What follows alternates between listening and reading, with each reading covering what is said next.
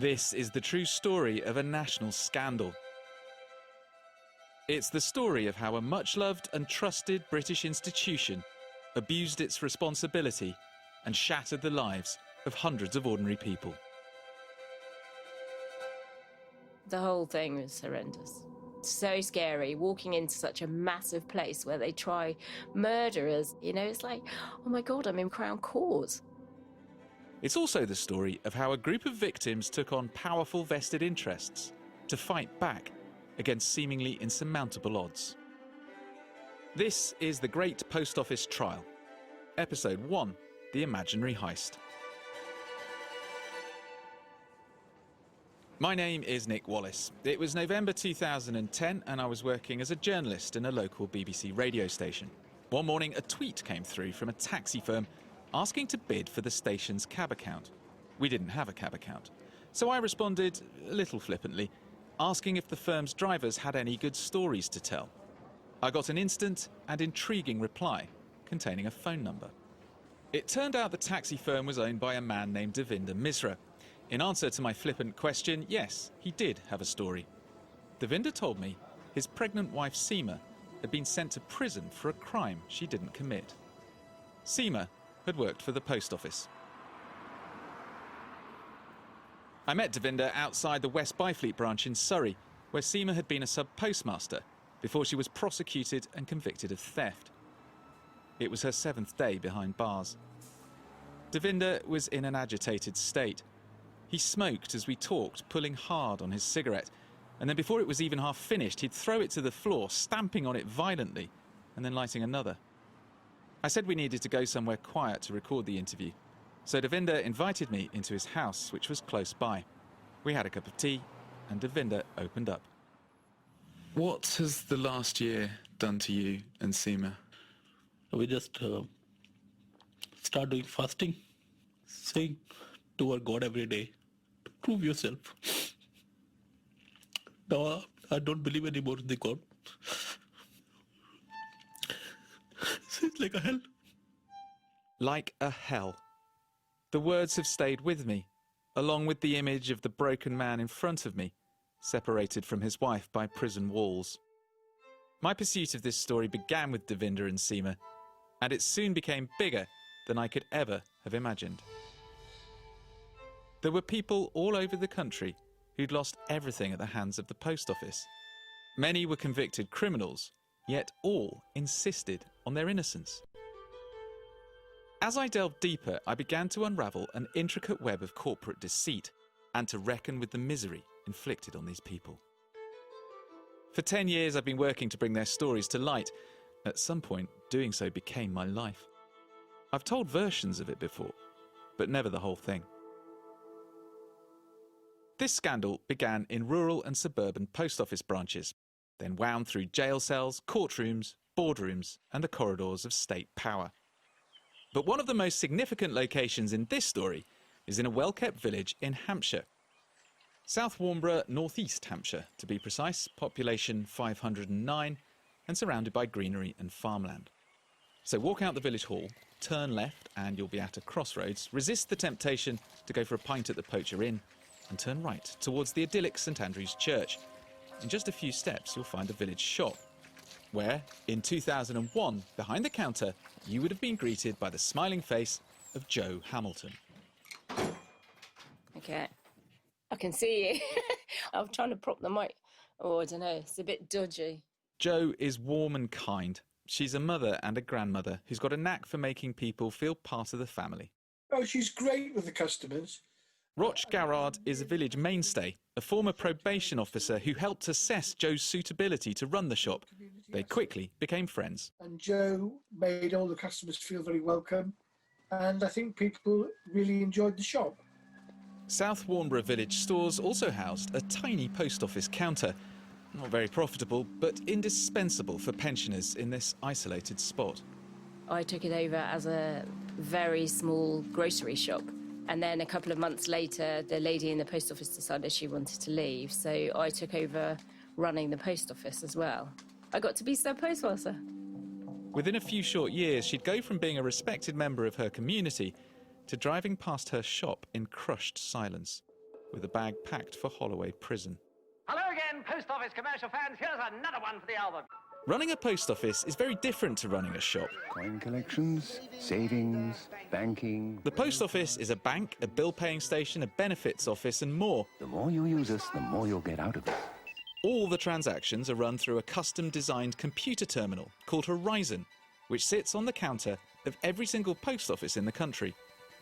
Jo would be the first to admit that computers aren't her thing. I knew nothing about computers. They put a trainer in with me for 4 half days over Christmas, and that was the only training I received. Ever. Every week there is a moment of truth when a sub-postmaster checks the physical cash they have balances with Horizon's transaction tally. Jo managed okay for a while, but in 2003 everything changed after the installation of a new PIN pad. From then on, whenever Jo tried to get the figures on her Horizon terminal to balance with the cash in her till, it wouldn't. The first big problem occurred in the run-up to Christmas. Jo did a cash balance on Horizon and found herself £2,000 short. £2,000 is a lot. There was a helpline to call, but the operators weren't very helpful.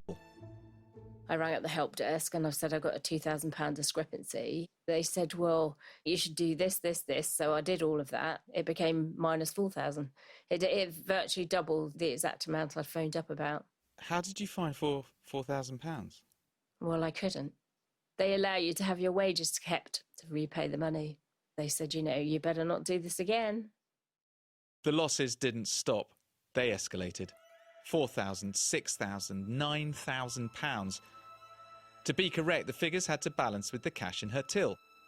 Jo either had to put her own money into the system, or she could agree the figures were correct, even though she knew they weren't. Jo was running out of money. Her back was against the wall. The village had trusted Jo to run their post office. I was worried what they think about me as well. I thought they might think I've done something wrong, It was awful. Terrified of losing everything, Jo signed off the incorrect figures and then secretly remortgaged her house. She put £9,000 into the South Warnborough post office till to plug the hole in her accounts. I can't tell you what it's like. If you're in that position, it's just so scary because I had all the money, I had this massive lease on the shop and I just didn't know what to do. And on balance day, I was sick, literally, physically sick. Jo's £9,000 wasn't enough. It was just swallowed up in a hole which kept getting bigger.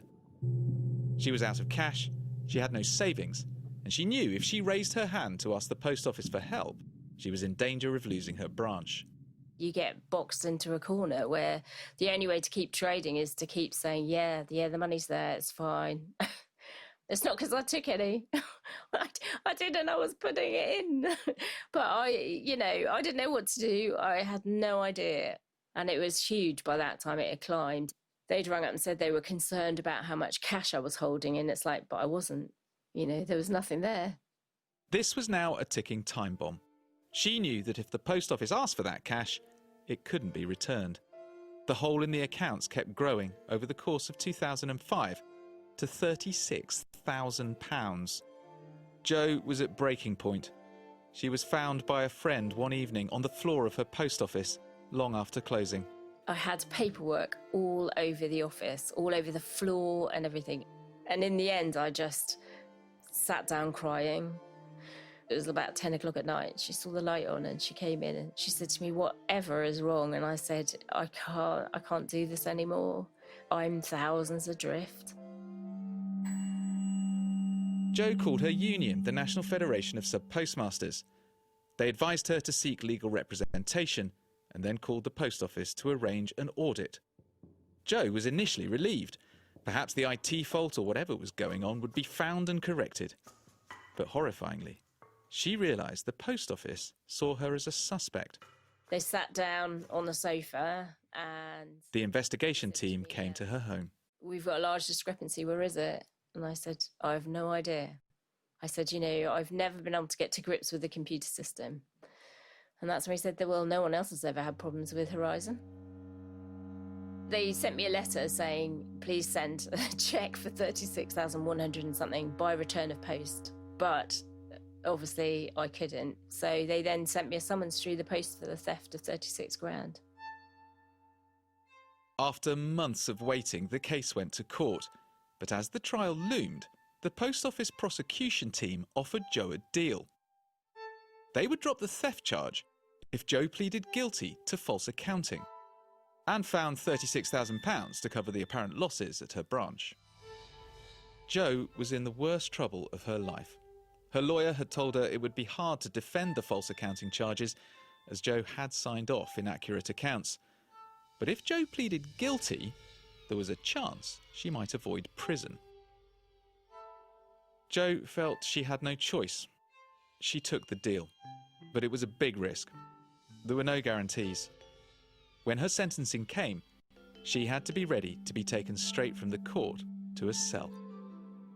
I was told that I would be 14 days in a holding prison. So I thought, well, I don't care what happens, but I'm not wearing someone else's pants. So I packed 14 pairs of pants into my bag. I can remember zipping it up, feeling like I was going to throw up. And then I, prepared myself for the worst. And I tell you, even Crown Court itself, when you actually go and see your name on that massive board in the atrium, the Queen versus me, and I did look and think, I wonder if she knows.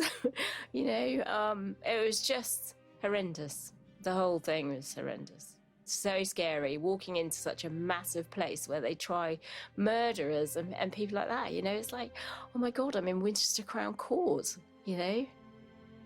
One of Joe's greatest fears was that her community would turn against her. But the village had other ideas. When Joe arrived at Winchester Crown Court on the 4th of February 2008, it was as if all of South Warnborough had come to support her. Roch Garrard again. We all tried to get into this viewing area, and there were far too many of us. But I think it was important for us to show that we didn't believe that Joe had done anything dishonest. It was so full up, some of them were even down in the well of the court because he invited people in that couldn't fit on the in the seats. The fact that all the people in the village turned up in court was just quite incredible. The judge was totally dumbfounded by the whole thing. He just kept shaking his head, looking at me and saying, what have you done? Why are you in my court? And I felt like literally screaming, saying, I don't deserve this. The judge gave Joe a 12-month supervision order. The prison bag came home with her to South Warnborough. But despite the generosity of the villagers who helped Joe raise the £36,000 the post office demanded, her life was in ruins. She was penniless and a convicted criminal. The damage to Joe's life and good name would follow her around forever. But what could she do? Alone, against a massive trusted institution like the post office. The post office had said she was the only one. Well, wasn't she? I says, has this happened to anybody else? No, you're the only one it's happened to. You're the only person this happens to. Any problems? You're the only one. It's obviously just you. We don't have this problem anywhere else. Time and time again, you are alone.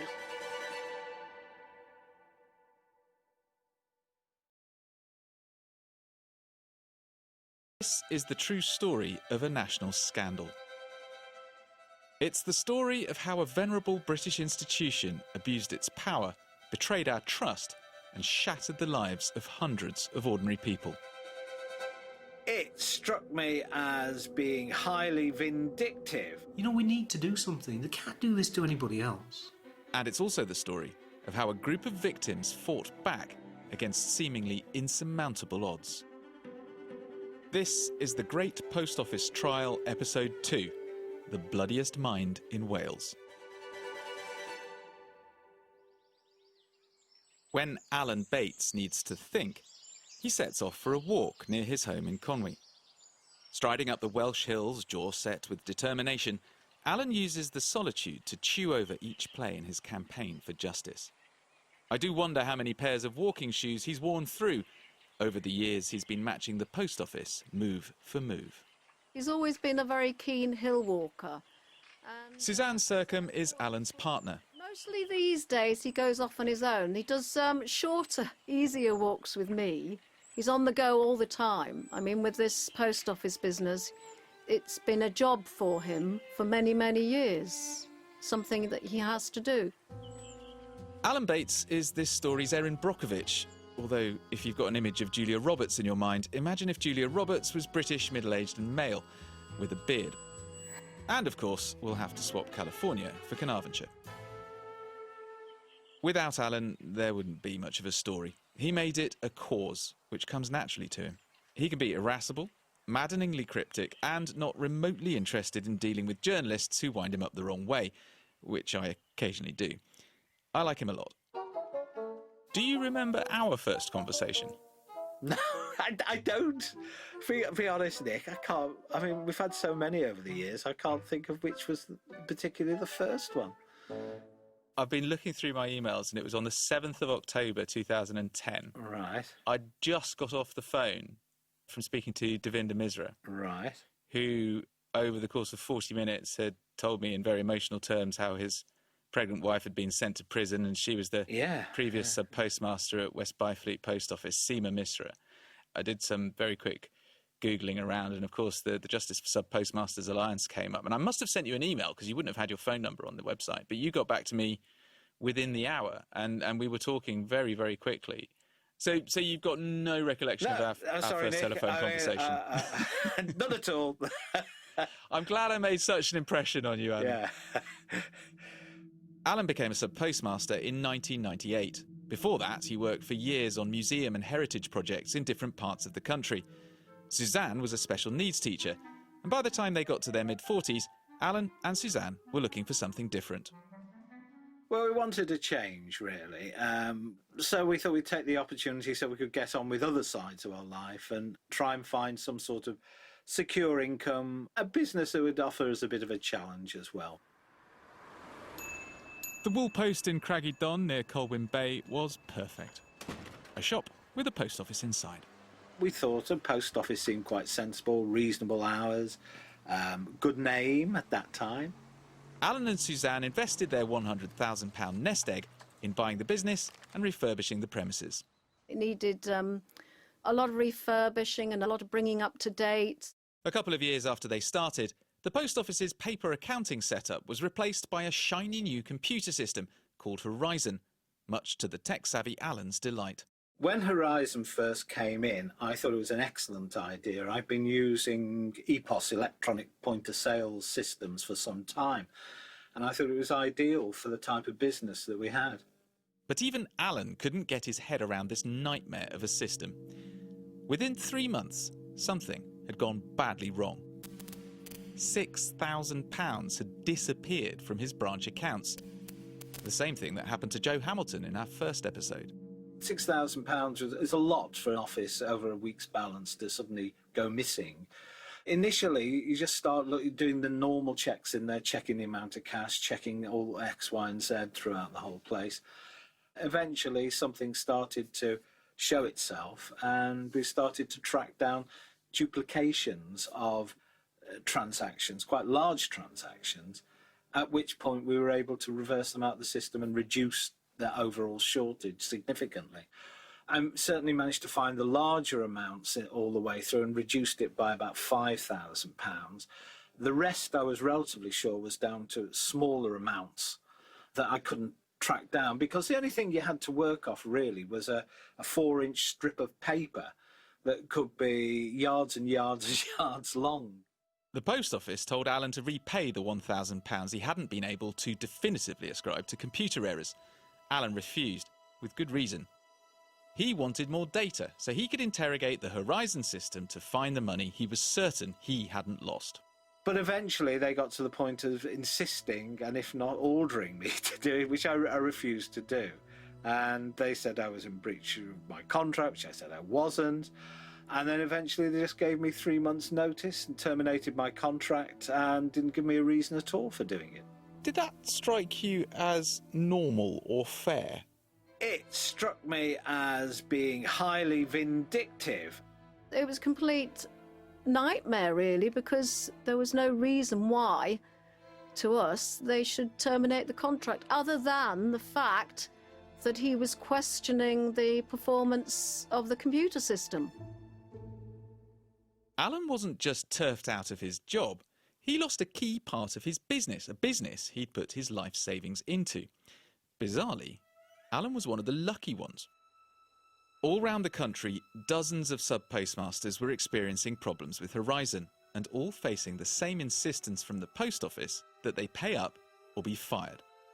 Worse still, some sub-postmasters, like Joe Hamilton, would be prosecuted for theft or false accounting.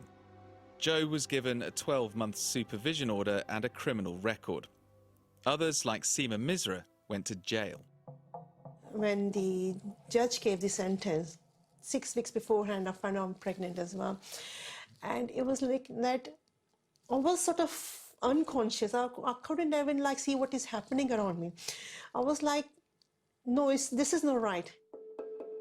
I never had any even parking penalty. And they're like, I've been charged by criminal conviction. How did I survive? I don't even know that. How did I survive?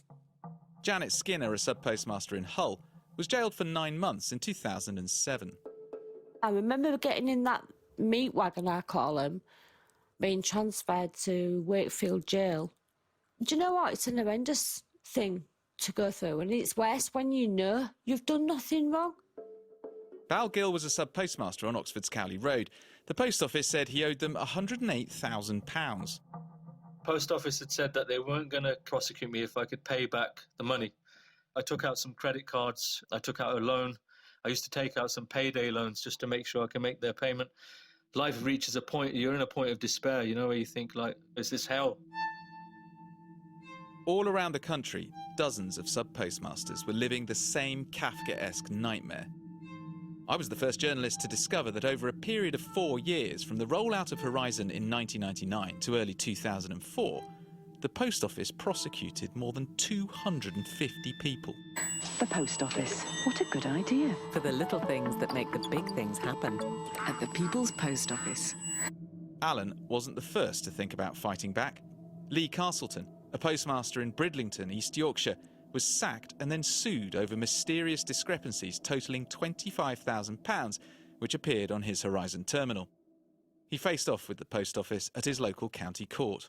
Post office and their solicitors never arrived in court. They never turned up, and so the court awarded me the win. But the post office appealed the decision to the High Court. Lee ran out of money and was forced to defend himself. I got to a point where I'd used pretty much everything I had. Lee had no barrister and no expert witnesses. He was trounced. The post office then successfully sought a £300,000 costs order against him, knowing full well he couldn't afford it. Lee was bankrupted and ruined. It also hugely sent a message out to everybody else using Horizon that it had been tested in court. With your 7 barristers beat me in High Court. It must have been an epic win. The post office had lied, telling sub-postmasters like Lee they were the only ones in the whole post office network having problems with Horizon. Computers, they said, don't make mistakes. In a statement given to this programme, the post office told us, "The post office sincerely apologises to postmasters affected by historical events and has taken determined action to provide redress and fundamental reform.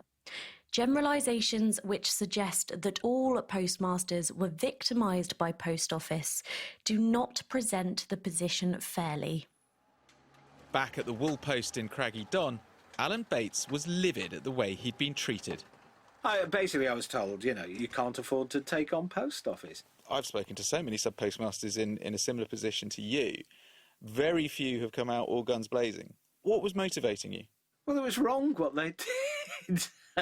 It's as simple as that. In 2004, Alan created postofficevictims.org.uk. You just hear a story here, a story there. Brief snippets of media interest were helping some sub-postmasters connect the dots. An article in Computer Weekly, a documentary on Welsh language television. And I was speaking with them, and I think also Lee Castleton was speaking with.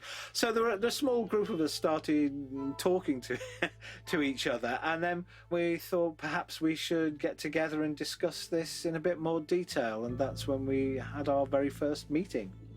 On a grey autumn day in November 2009, Alan and Suzanne drove to Fenny Compton Village Hall in Warwickshire for the first ever meeting of the Justice for Sub-Postmasters Alliance. I was quite frightened, actually. What we were doing was very against what the post office would like us to do, obviously. Lee Castleton remembers what an extraordinary moment it was. It was almost like the mythical beasts, because at one time there was nobody, and then all of a sudden there was a small group. So to walk into this tiny, typical British little village hall, to walk in there and see real people that you would say morning to in the street, you know, real proper people. So many people had been told they were the only people who had actually suffered. Post office weren't admitting there were other instances going on of where people had had problems. The ability for a support group where we could hear other people's stories in there, we could discover there were similarities in our cases. We sat in this room and we just all looked like we'd been run over by a truck. Joe Hamilton. We just looked shattered. Our lives had literally been ripped off us. Every time someone spoke, it just seemed to, the scenarios seemed to be getting worse and worse. I couldn't believe what people had suffered. I felt an absolute nervous wreck, and I can compare it with, I once had a car crash, and it was an absolute car crash experience. It was horrific. It becomes almost a battle cry. You know, we need to do something. They can't do this to anybody else. Do you know what? I can go again. I know I can go again. I'm really tired. I've really felt it. But I think I've got just enough in me just to go one more time. Just one more time. The sub-postmasters weren't alone anymore. They were fighting back.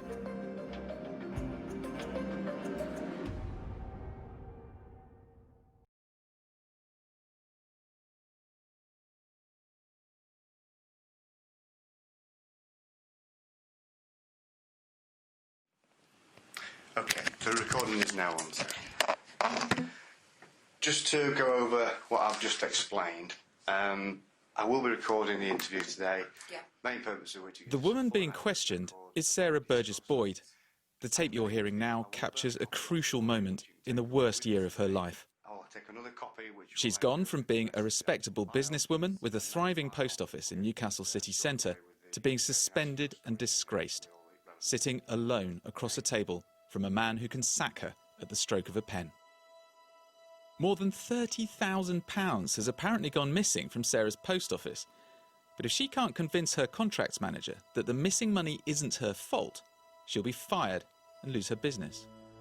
Even though Sarah's under enormous pressure, with her livelihood on the line, she's a no-nonsense character and keeps her cool as the interview starts.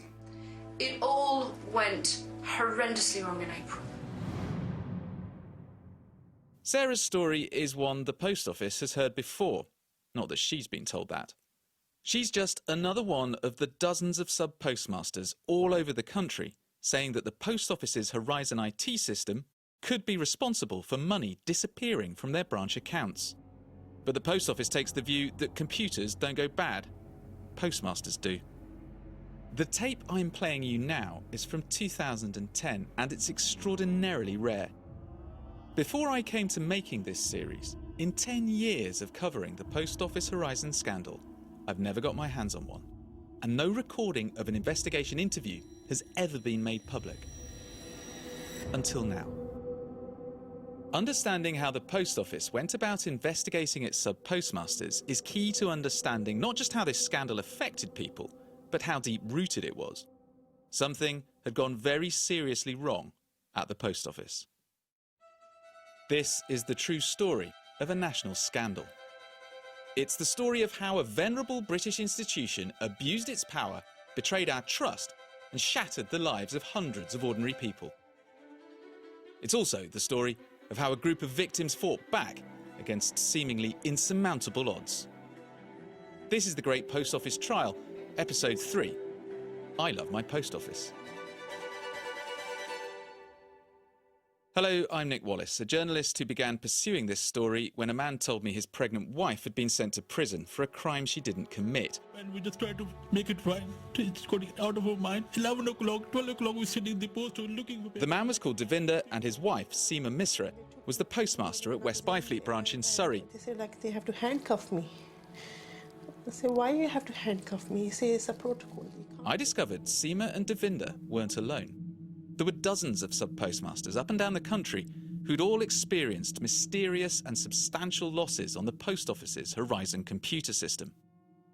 The sub-postmasters were fighting to clear their names, recover their losses, and save others from the same fate. Led by former sub-postmaster Alan Bates, they were part of a group called the Justice for Sub-Postmasters Alliance. They held their first meeting in 2009, just 2 months before Sarah Burgess Boyd sat down for that recorded interview. Why was the post office prosecuting people, interrogating them, searching their houses, all without the involvement of the police or the Crown Prosecution Service? Your post office. The more you use us, the more you'll get out of it. The post office is a national institution, operating on more than 300 years of built-up trust. We all know the friendly faces, dispensing pensions and stamps, checking your passport photos, dispatching parcels to Dover and Dundee. A mouse of cash.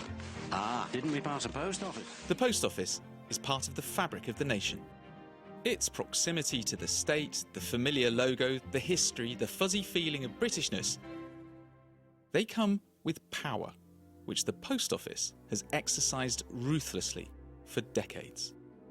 It has its own investigators and its own prosecutors. The post office is in fact the oldest recognised criminal investigation force in the world. It predates the police, and the first targets of its attention were highwaymen who would prey on mail deliveries. During the Cold War, the post office's Special Investigations Unit tapped phones and intercepted letters from suspected foreign spies. This shadowy unit survived in various guises throughout the 20th century, cracking down on post office workers and sub-postmasters who were suspected of having their hands in the till, stealing the Queen's shilling. Today, it's known as the security team. Post offices are often awash with cash. A busy suburban branch can turn over hundreds of thousands of pounds in a week. For the post office investigators tasked with protecting that money, when the Horizon IT system was rolled out at the beginning of this century, it seemed a watertight way to keep track of every penny. Trusting sub-postmasters were lambs to the slaughter. Many thought their first meeting with the security team would help them get to the bottom of their IT problems and put them back on the right track. Instead, they found themselves treated like criminals. We put the allegations that the post office had investigated some postmasters overly aggressively to them. They told this programme that they sincerely apologise for things they've got wrong and that they're reforming. You feel very alone. You sit in the room and you've got 3 men sitting in there with you. It's, you did this, we'll see you in court. I sat down, he stood up over me and said, did you take the money, in this kind of like harsh voice, you know, did you take the money, pointing at me. What have you done with the money? Where is it? What did you do? Did you take the money for the paramilitaries? What have you done with the money? Tell us where you've put it. You know you've stolen the money. This has never happened in any other post office before. This was the hell that Sarah Burgess Boyd was going through in 2010. A decade on, the memory is still raw. Several interviews with several investigators. They were all done alone. Aggressive, several hours. It was just awful. You've done this. This is going to happen to you. It's really, really difficult. And I have tried to block it out.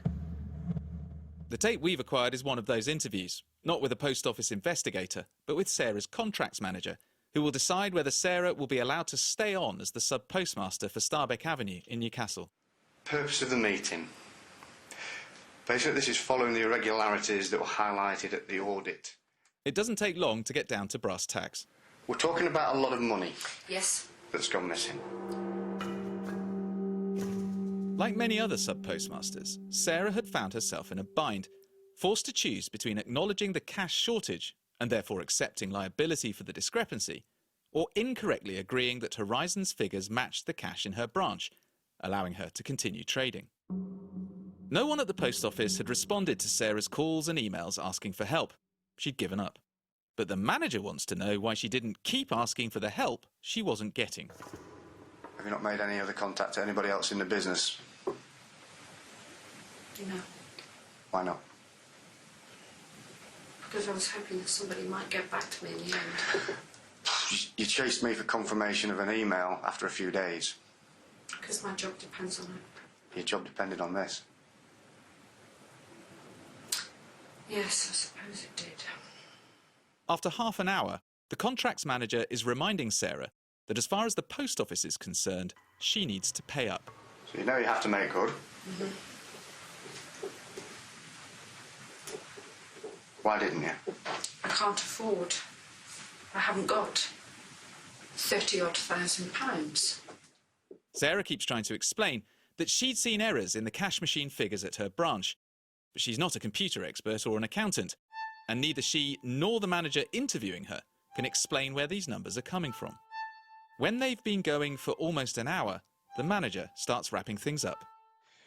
Right. Is there anything else, Sarah, that you want to tell me? Sarah's held her cool for the whole interview, and this is her last chance. She starts to break down. Right. I've had my office for just over 4 years. Right, okay. When I took it over, it was on the bones of its arse. I've worked really hard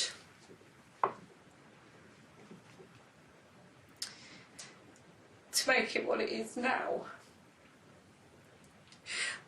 And I think you need to ask yourself, I want my office for the next 15 years. Why? I've raised the salary from about 24,000, between 22 and 24,000 it was when I first took over, to what I was hoping this year would have been £60,000 through hard work. I know you've done that because I've discussed that with Neil Barnard. I've pushed for every product and service that I could possibly get. Why would I jeopardise that? Okay, I should have been more vocal in asking for help. I wasn't gobby enough. I'm busy because I also have a retail side to the business. Take a minute, Sarah, if you want to. I wouldn't knowingly, on purpose, harm my business. I am really proud to be a sub-postmaster. And I love my shop. And I love my customers. And I want this. It was a complete change of career for me, and I thought I was doing a really good job.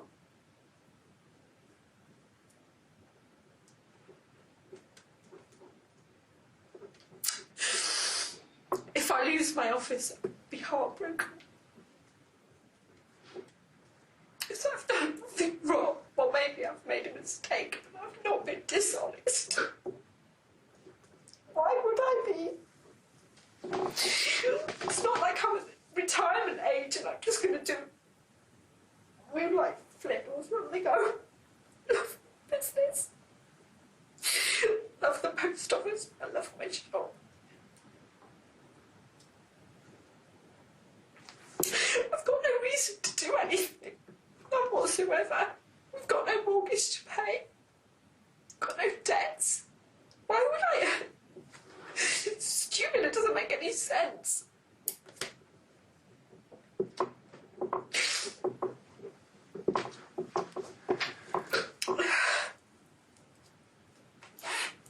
Are you okay? A tissue. I haven't touched, I'm afraid. So the toilet. There's There is, actually. Do you want me to call? Let me call for a bit of a break.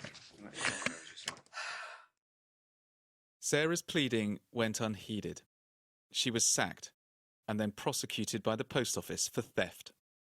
She maintained her innocence throughout. It took 2 years before the post office brought her case to trial. When the trial started, the post office declined to present any evidence, and the prosecution collapsed. But the life Sarah had built so carefully had been torn away from her. The post office had broken not just a successful business, but the woman behind it. Something had gone terribly wrong. But there was no way to find out the truth of what was happening with that computer system, or peek inside the rooms where the decisions to fire and prosecute people like Sarah were being made. It was something that Alan Bates, founder of the Justice for Sub-Postmasters Alliance, was determined to change. There was a real problem here, and post office weren't coming clean with everything, and we needed to move forward. The sub-postmasters had been put through hell and were desperate to make sure others didn't suffer the same way. But they were going to need some friends in high places.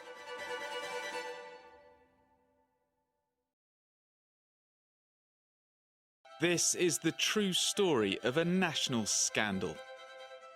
It's the story of how a venerable British institution abused its power, betrayed our trust, and shattered the lives of hundreds of ordinary people. They said, yeah, we want to seek the truth. Actually, I was rather arrogantly cheeky and said, hang on a minute, you said that too quickly. And it's also the story of how a group of victims fought back against seemingly insurmountable odds. This is the Great Post Office Trial, Episode 4, Navigating the Matrix.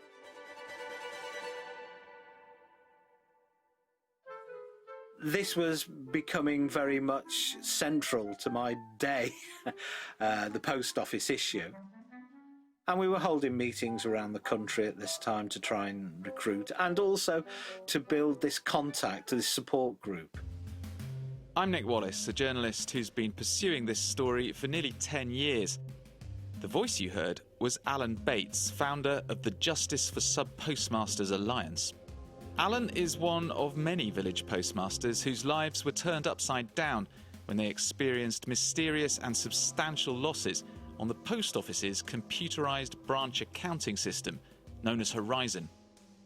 They'd had their businesses and their reputations destroyed, and many were prosecuted by the post office for theft and false accounting.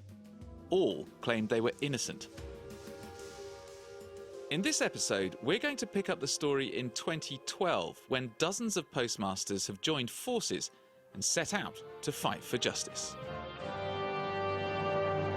Good evening. Helicopters, mountain rescue teams, fire, ambulance and Coast Guard services on the Mull of Kintyre are at the site of what may turn out to be one of the RAF's worst helicopter disasters.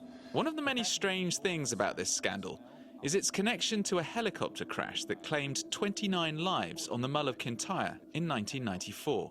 Experts are baffled by the crash of the RAF Chinook helicopter, only recently upgraded and fitted with sophisticated navigational equipment. A subsequent inquiry blamed the 2 Chinook pilots, devastating their grieving families.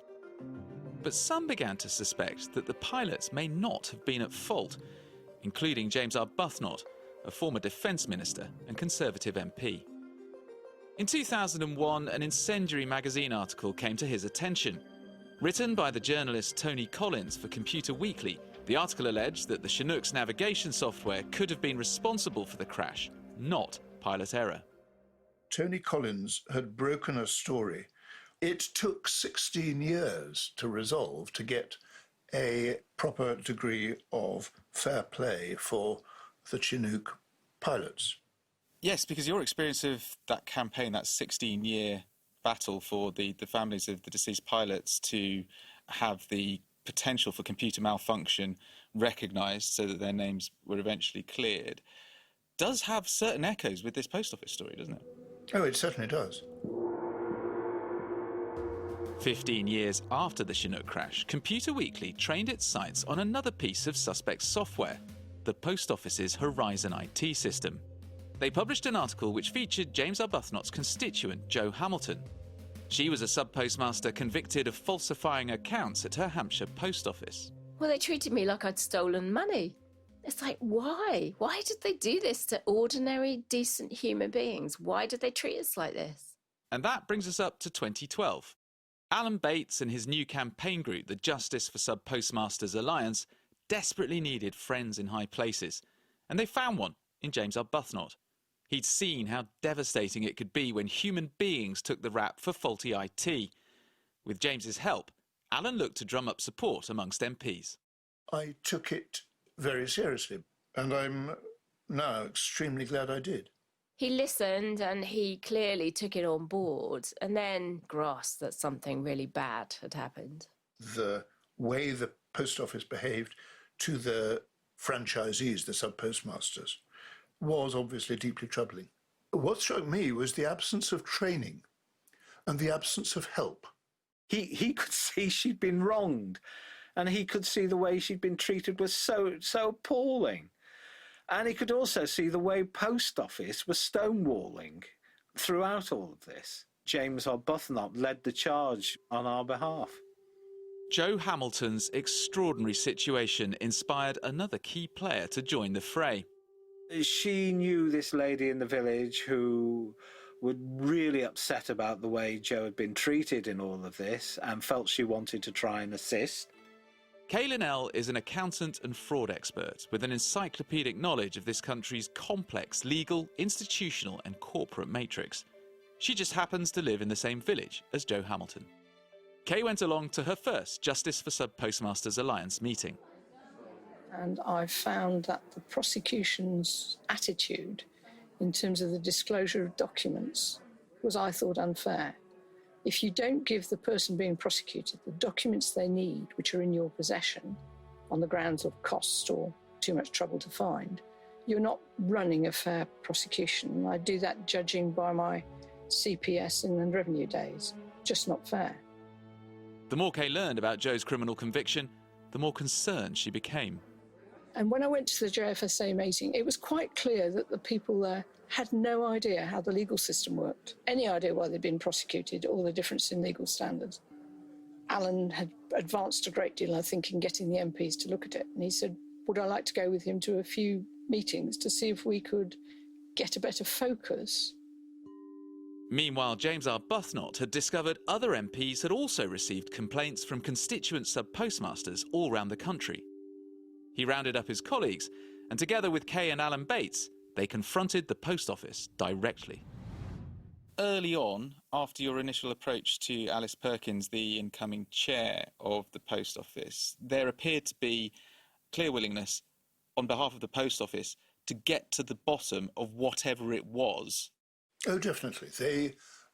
I think Alice Perkins believed that her accounting system was robust.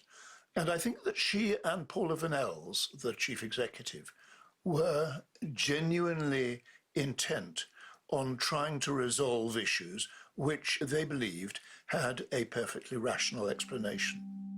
I mean, it was all quite pleasant, as I recall. That is quite a significant meeting in the sort of course of this story. What do you remember of meeting Paula Vanells for the first time? I got an impression of sincerity, that they wanted to find out what was going on, but little did I realise it was just, sort of the public face of it. It was a mask of some sort.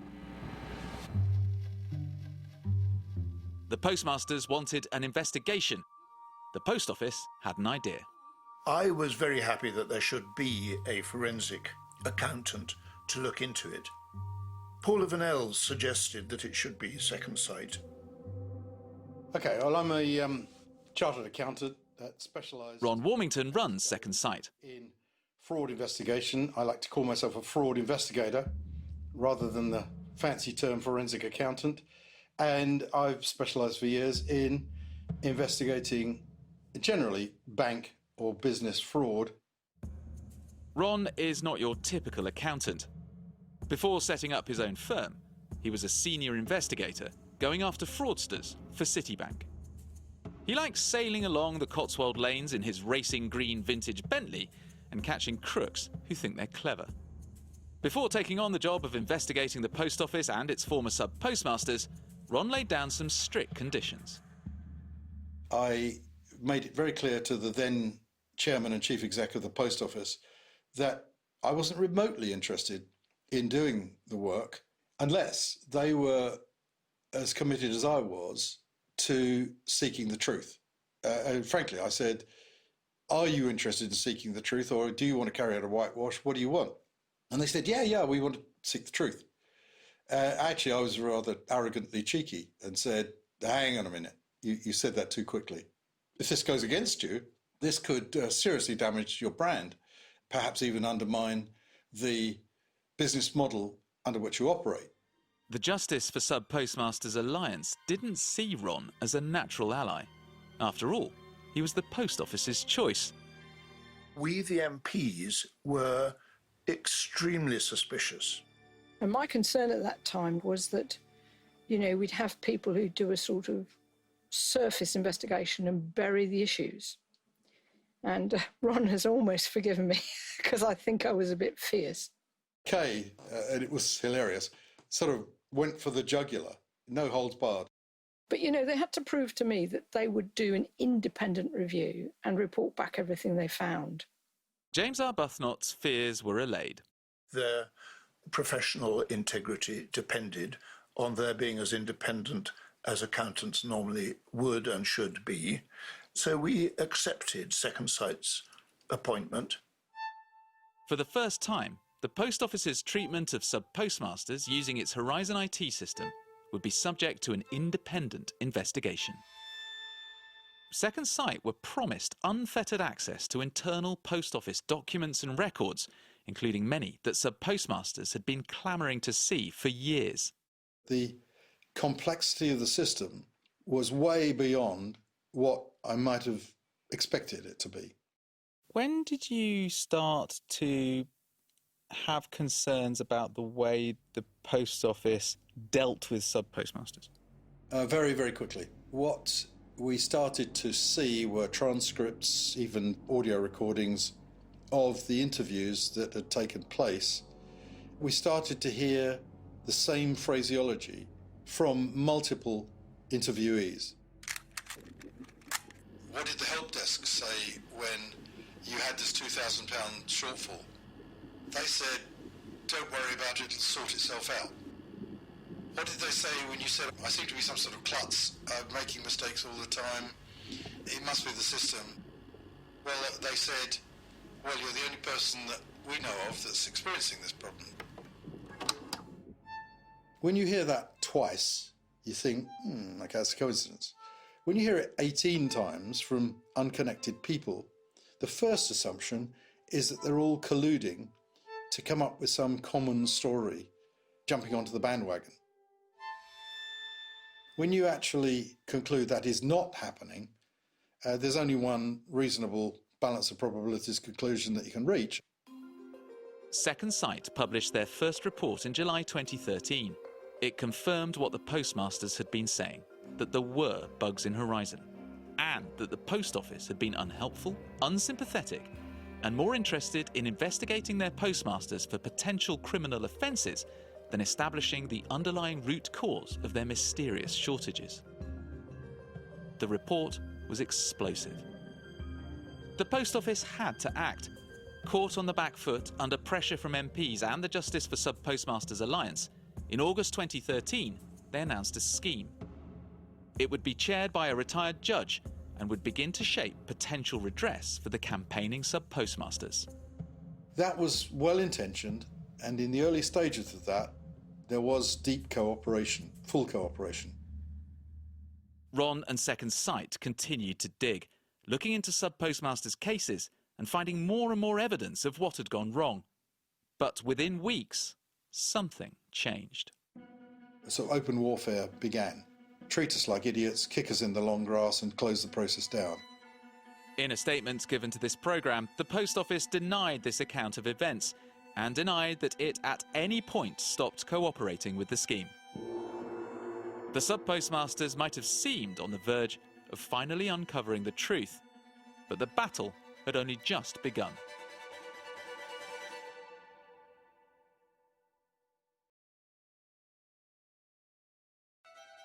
This is the true story of a national scandal. It's the story of how a venerable British institution abused its power, betrayed our trust, and shattered the lives of hundreds of ordinary people. It was like swimming up a waterfall. Every question that we asked was met with obfuscation, denial.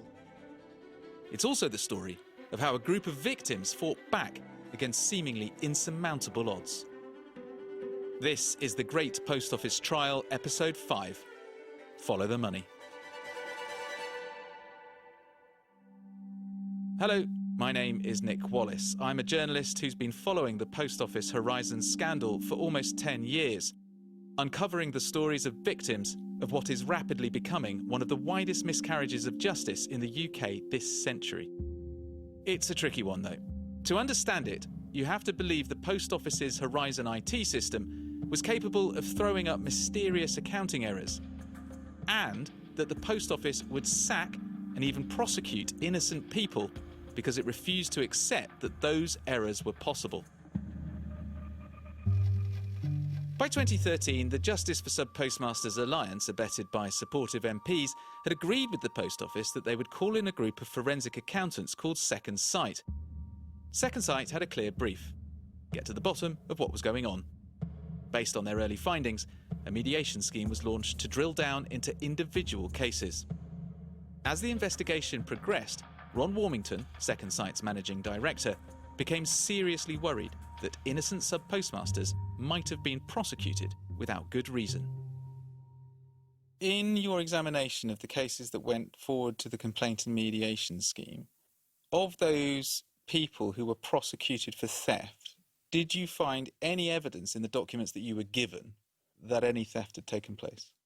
No, none. That was the interesting point.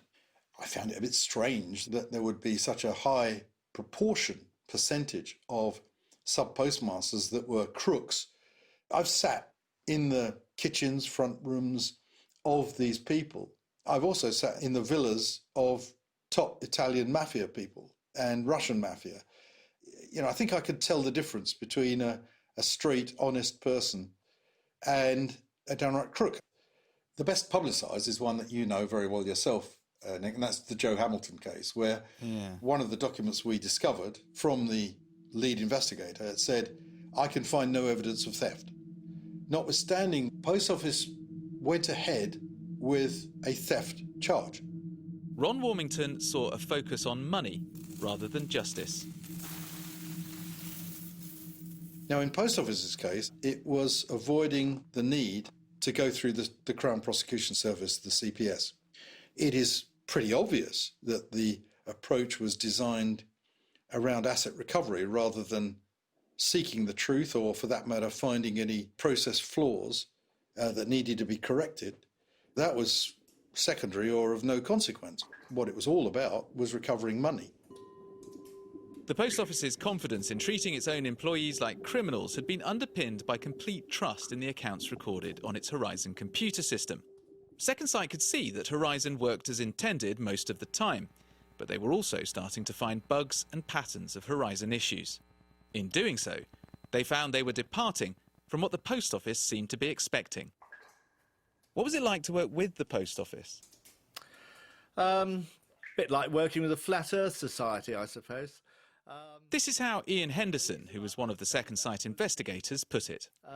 Culture of denial, that there could be a fundamental problem with the Horizon accounting system.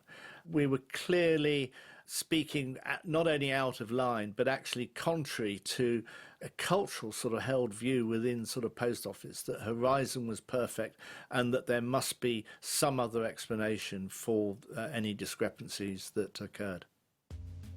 It certainly was the culture that this is always going to be some form of postmaster or staff theft and or sheer incompetence and have just put the wrong figures into the system and it's gone off down the line and you're just going to have to take responsibility for that.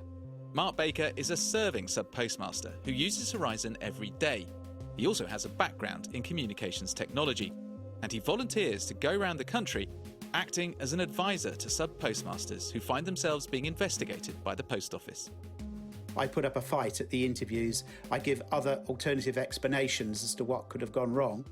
In dealing with case after case, Mark was disturbed by the Post Office's focus not on finding out what was happening, but on recovering money. This is asset recovery. That was the mantra. This money has gone missing. It's gone missing because the computer says it's missing, and we don't want to ask any more questions. We just need to get that money back, and any means at our disposal will be used to get that money back. But a corporate culture comes from the top, or at least it should. In 2012, after it split from Royal Mail, Paula Venables was appointed as the Post Office's new chief executive. Keeping the doors of Britain's post offices open has been costing us millions. She arrived at a tense moment for the Post Office as a business.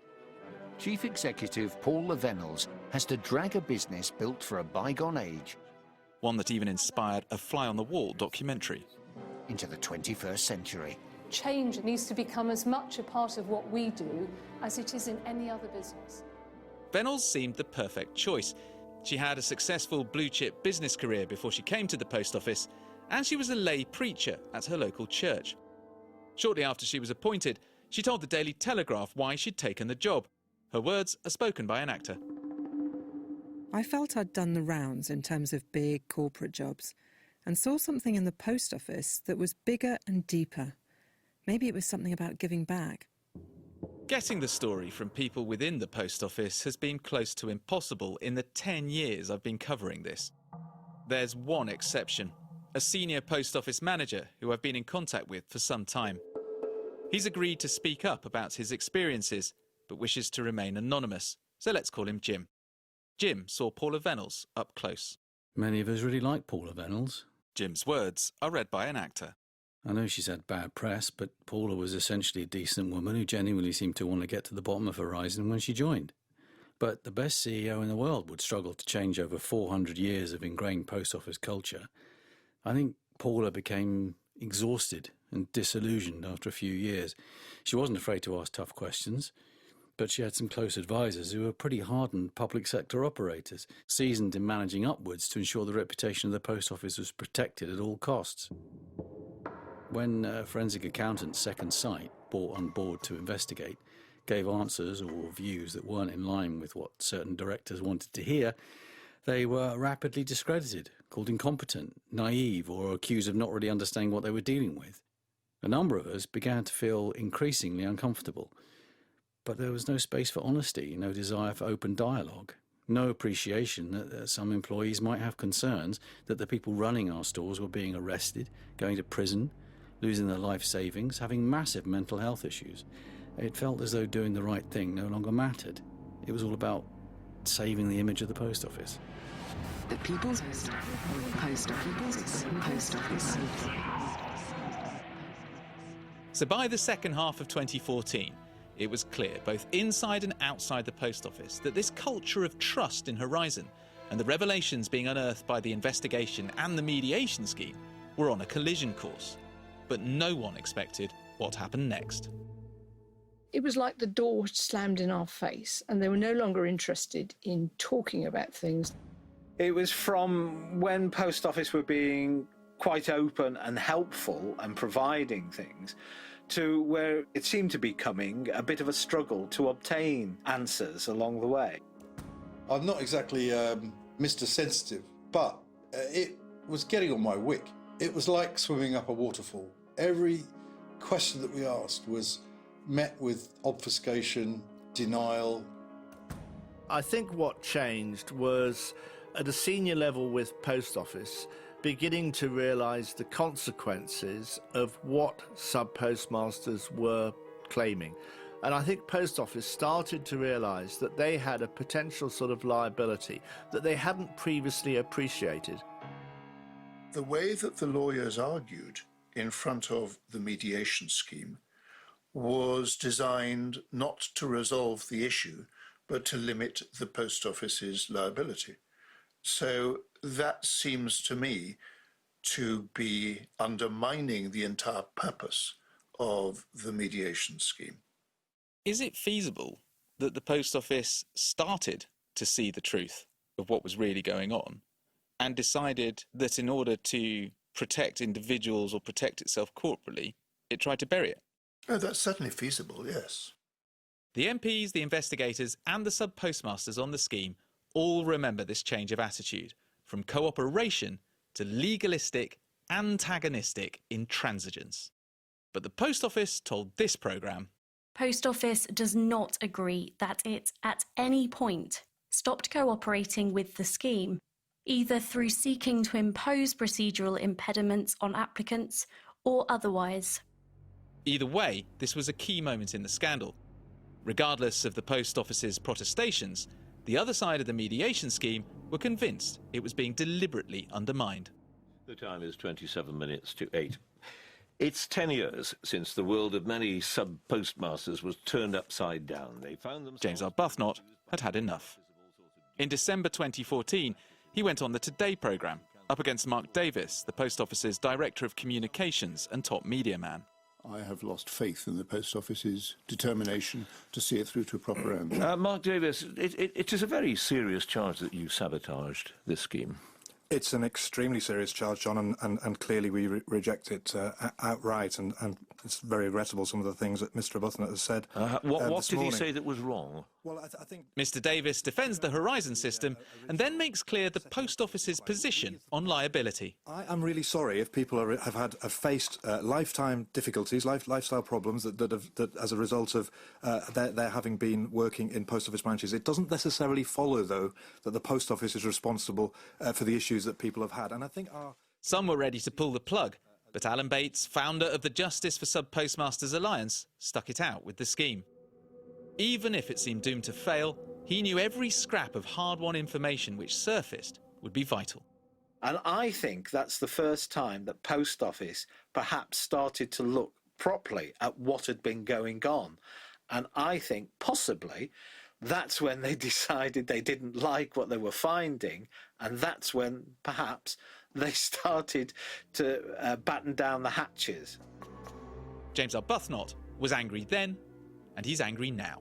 I was utterly shocked that any public body that we owned could behave in such an underhand, and I said it in Parliament, duplicitous way, so as to grind into the dirt the people on whom they relied to run their post offices. It was absolutely awful. The run-up to Christmas 2014 was heavy going. The postmasters who'd pinned so much on the mediation scheme were seeing their hopes bleed out. Applicants to the scheme who'd been convicted of crimes were now being sent letters by the Post Office telling them they'd no longer be considered for mediation. One woman told me the stress of getting that letter prompted a mental health collapse. Another said she felt like she was going through a second painful humiliation at the hands of the same bully. But even though the sub-postmasters were reeling, Alan Bates was clinging on. The fight wasn't over.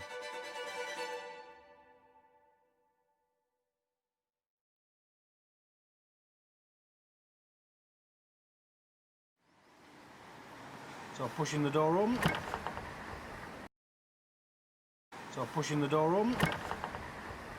And walking in to what is now an empty shop. The post office counter is still in situ, with all its welcome to the post office signs. It's caused so much heartache, so many problems, so much upset. This is the true story of a national scandal.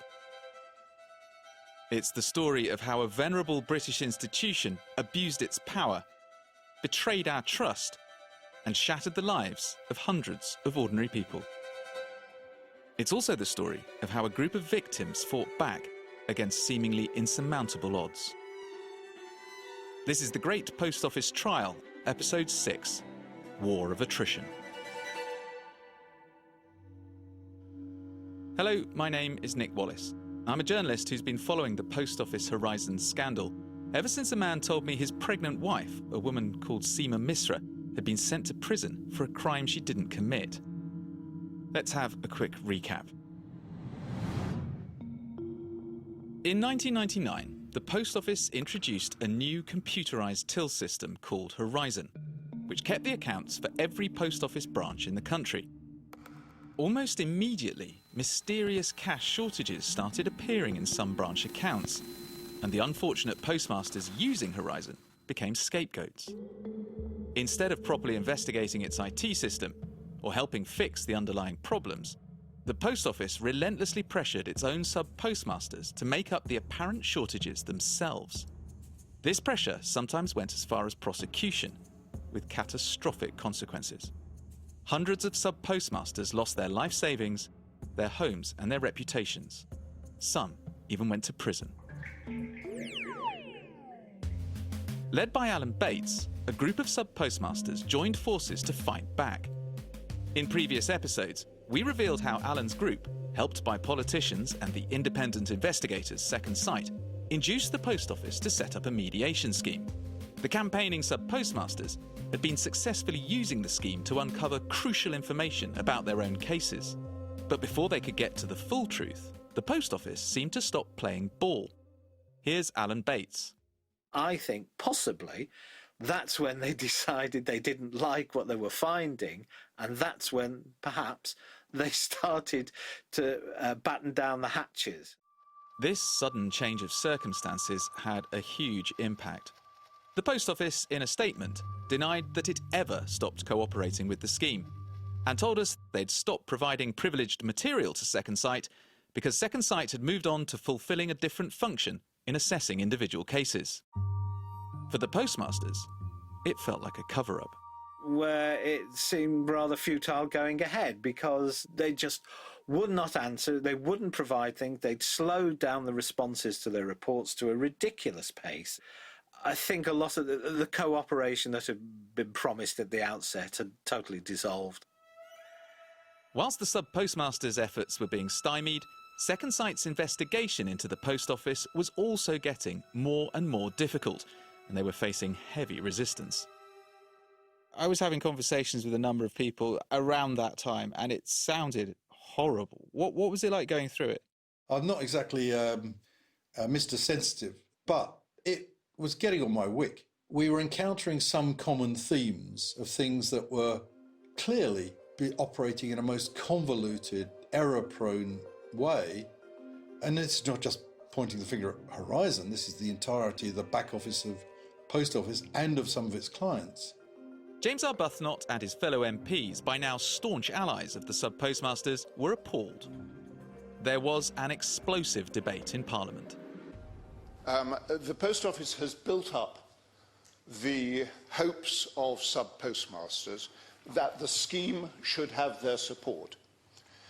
And they have broken their word to members of Parliament in so many different respects that it is frankly bewildering. And their view is that it isn't that there's one single fault with the system, but there are dozens and dozens of things which, when you step back and consider the system as a whole, are potentially the problem. Now, this is a national scandal. The idea that over 150 individual sub-postmasters and mistresses who have worked tirelessly in their local community for decades, in some cases, have suddenly all worked out that they can actually defraud the system is complete and utter nonsense. There are many ways to describe it, but I think that the best word is that the Post Office has been duplicitous. This was now a battle being fought in the political arena, but its stakes weren't some abstract political question or ideal. This was about real people's lives. If you've been listening across this series, you've heard Lee Castleton's voice, but not his full story. I'm actually an electrical engineer. I served in the Royal Air Force for 9 years. We were looking to invest in something which was more of a lifestyle business, something that we could do together, that we could just enjoy the sort of family side of things and see our children grow up. And we came across Marine Drive Post Office here at Bridlington, and from July, the 18th of July in 2003 until December of that year, everything was perfect. In our first balance of the new year, we were £1,103 in deficit. We just couldn't find any reason. I made good that £1,103 out of my own money, which was what I was expected to do. The following week, our huge red flag was £4,231 in deficit. It was a real shock. You'll start going through all the individual transactions, and then you'll realise you don't have access to all the other sides of the transactions to make sure that those transactions are real. You never actually have everything that you would need to put everything together. And the sinking feeling just starts to envelop you in, I can't really explain that drowning feeling of lack of information, and making calls to Helpline over the whole period. It was £25,000 over 12 weeks.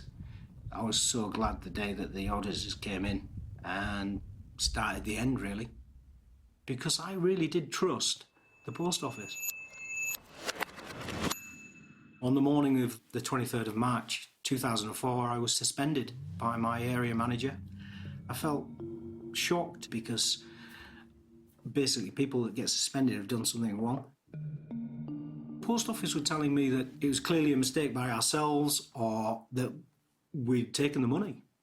Post office decided that they wanted this £25,000 that I supposedly owed, and started to send me legal letters, and it's very difficult to prove your innocence.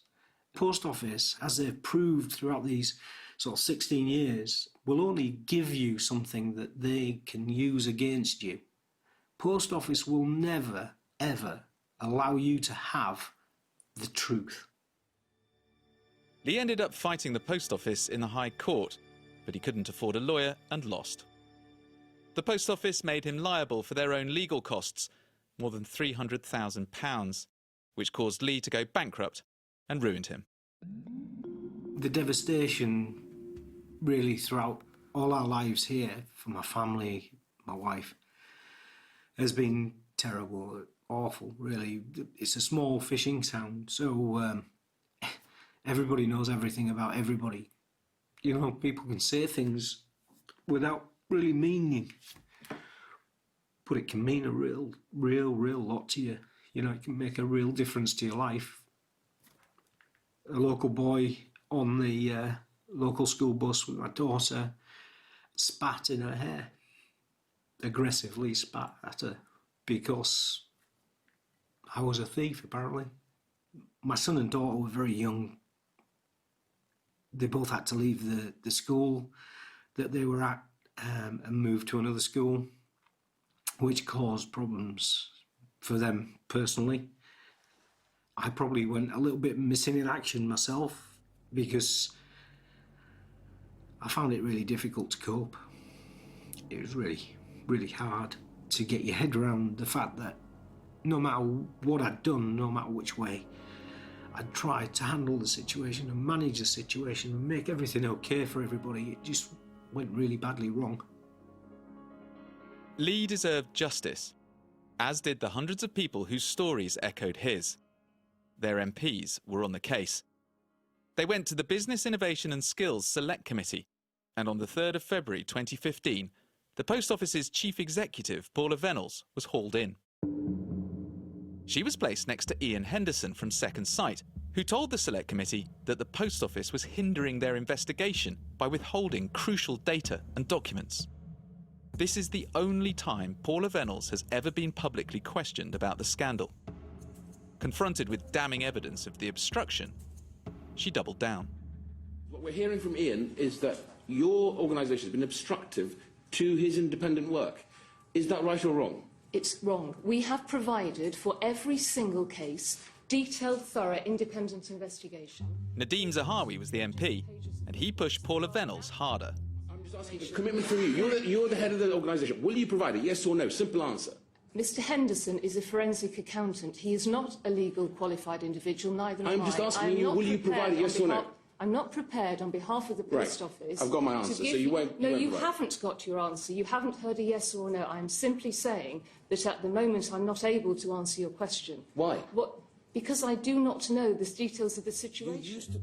In response to a later question, Paula Venables gives a neat summary of the Post Office's official position. We're dealing here with a very small number of people who have had some really, really difficult things happen to them.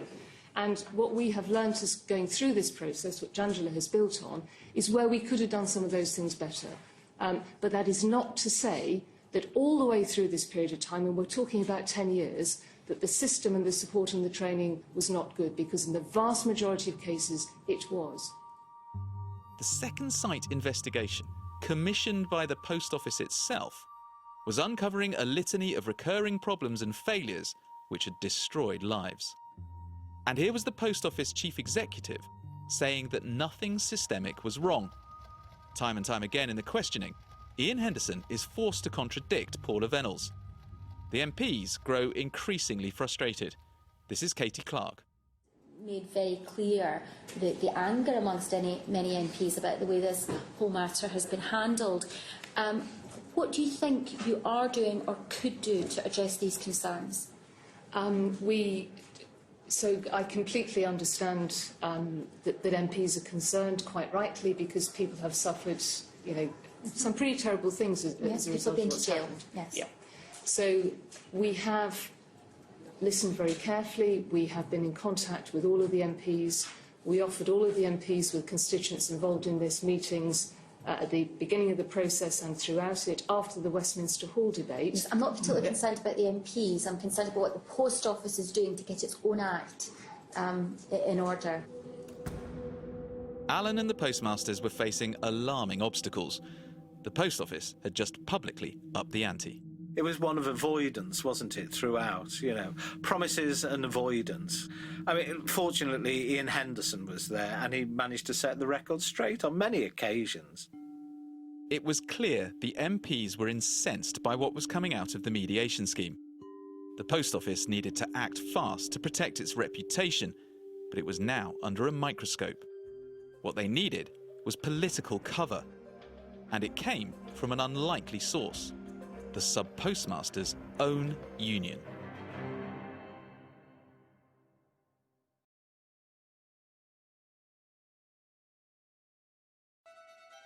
This is the true story of a national scandal.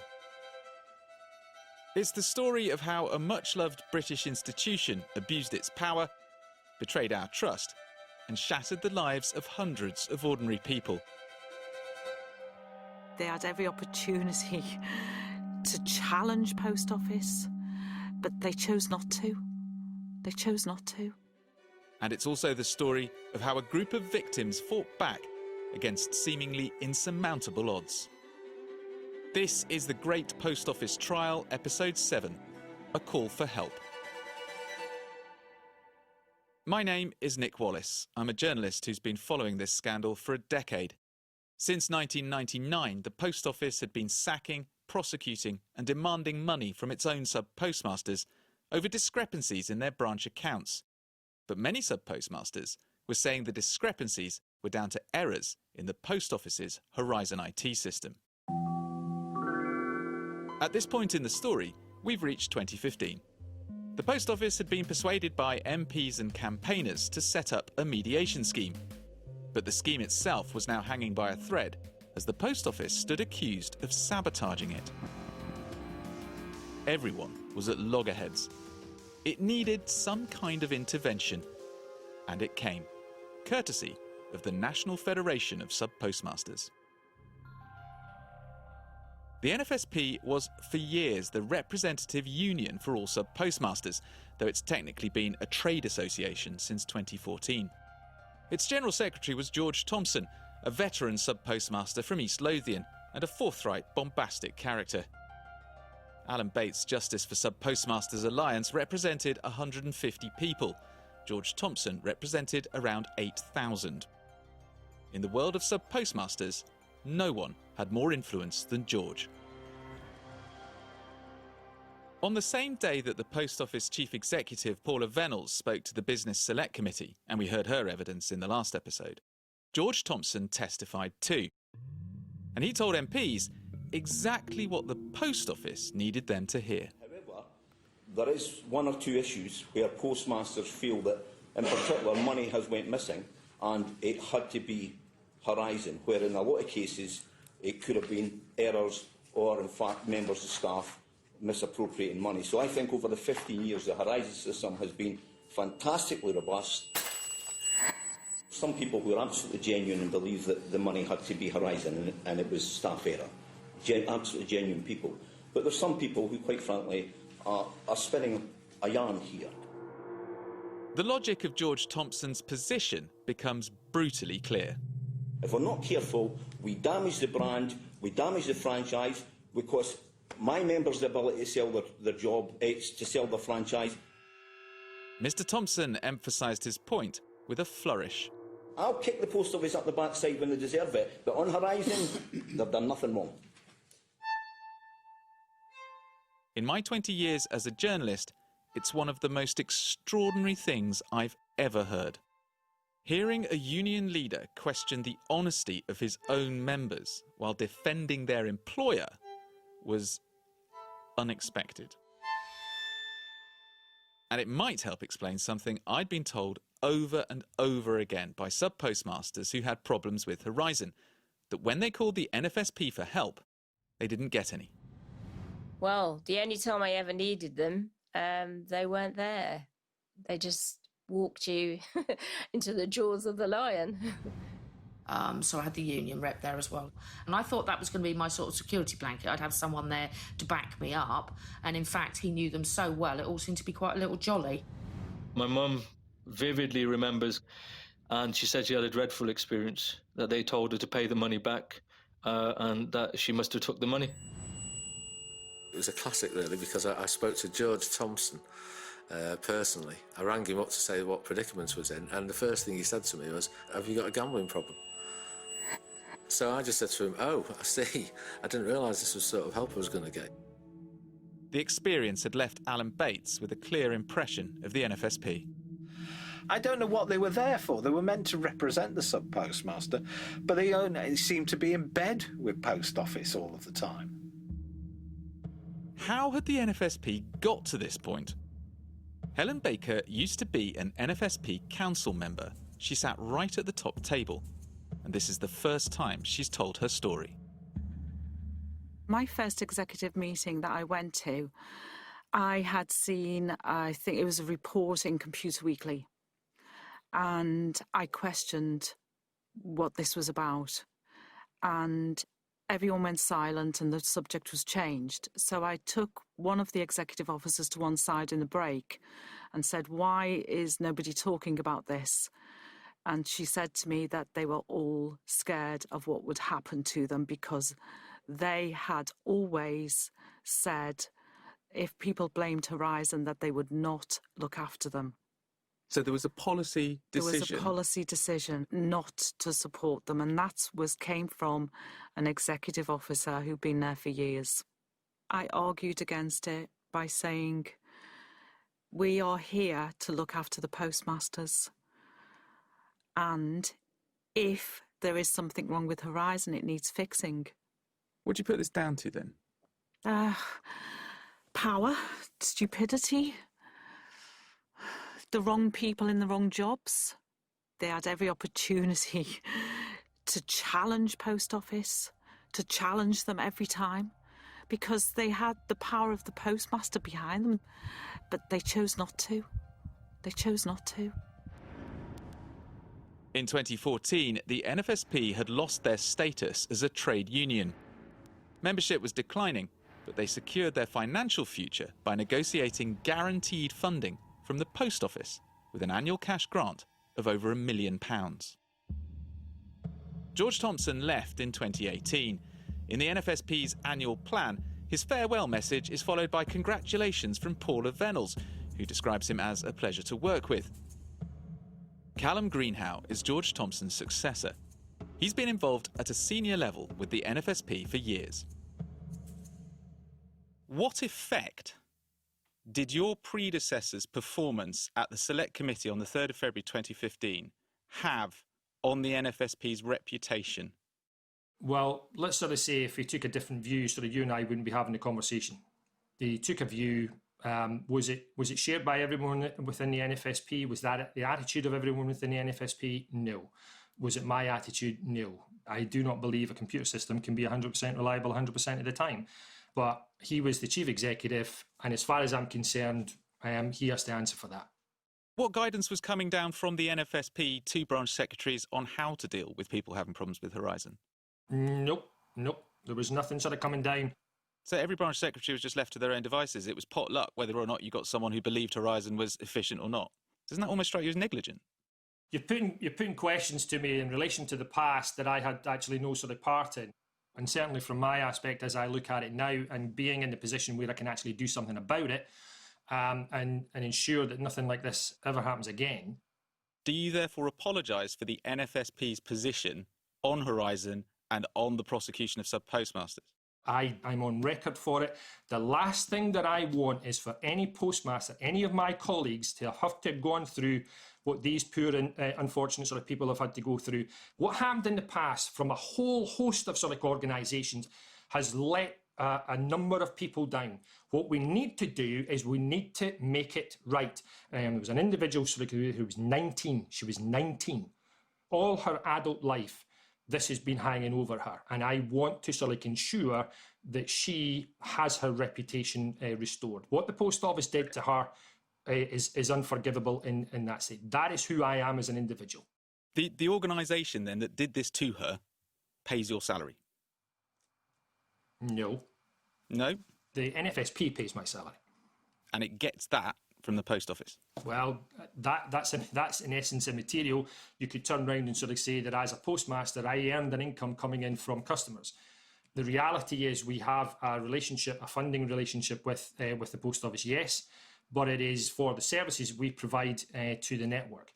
We do generate some funding sort of ourselves through commercial activities, and I'm in the process of improving that and increasing that so that actually any reliance on the post office is reduced and minimised as much as I possibly can. I just want to read something to you. Her name is Sandy Brocklehurst. She finished her long email to me saying, I was a branch secretary, district secretary and branch president. I now realise that the Federation was, and always has been, a cushion between the post office and the sub-postmasters to keep sub-postmasters compliant. Way back, Alan Bates was handing out leaflets outside a conference. A passing executive officer said to me, don't take any notice, he's a thief. How do you respond to that on a personal level? Actually, to be honest, I'm actually quite upset, if truth be told. And as the chief executive, I have a responsibility to sort of ensure that that is not the culture of the NFSP. If that was a board of directors saying that now, they wouldn't be a board of director for long. Callum is clearly keen to signal a change of direction, though winning back Alan Bates may be a lost cause. We approached George Thompson multiple times for an interview for this programme, but never received a response. We may never know exactly why the NFSP failed to back the postmasters in Parliament. However, we do know that as the dysfunctional mediation scheme reached a crisis point, the NFSP had, on the record, firmly endorsed the Post Office over the Justice for Sub-Postmasters Alliance. Second Sight, the independent investigators tasked with trying to get to the bottom of what had happened in this scandal, remained undeterred. They were about to produce their big report, the final results of their investigation. And it was damning. The report was meant to go to the Mediation Scheme Working Group, which included the Justice for Sub-Postmasters Alliance and the scheme's chairman, Sir Anthony Hooper. But the Post Office saw the report first. Here's Alan Bates.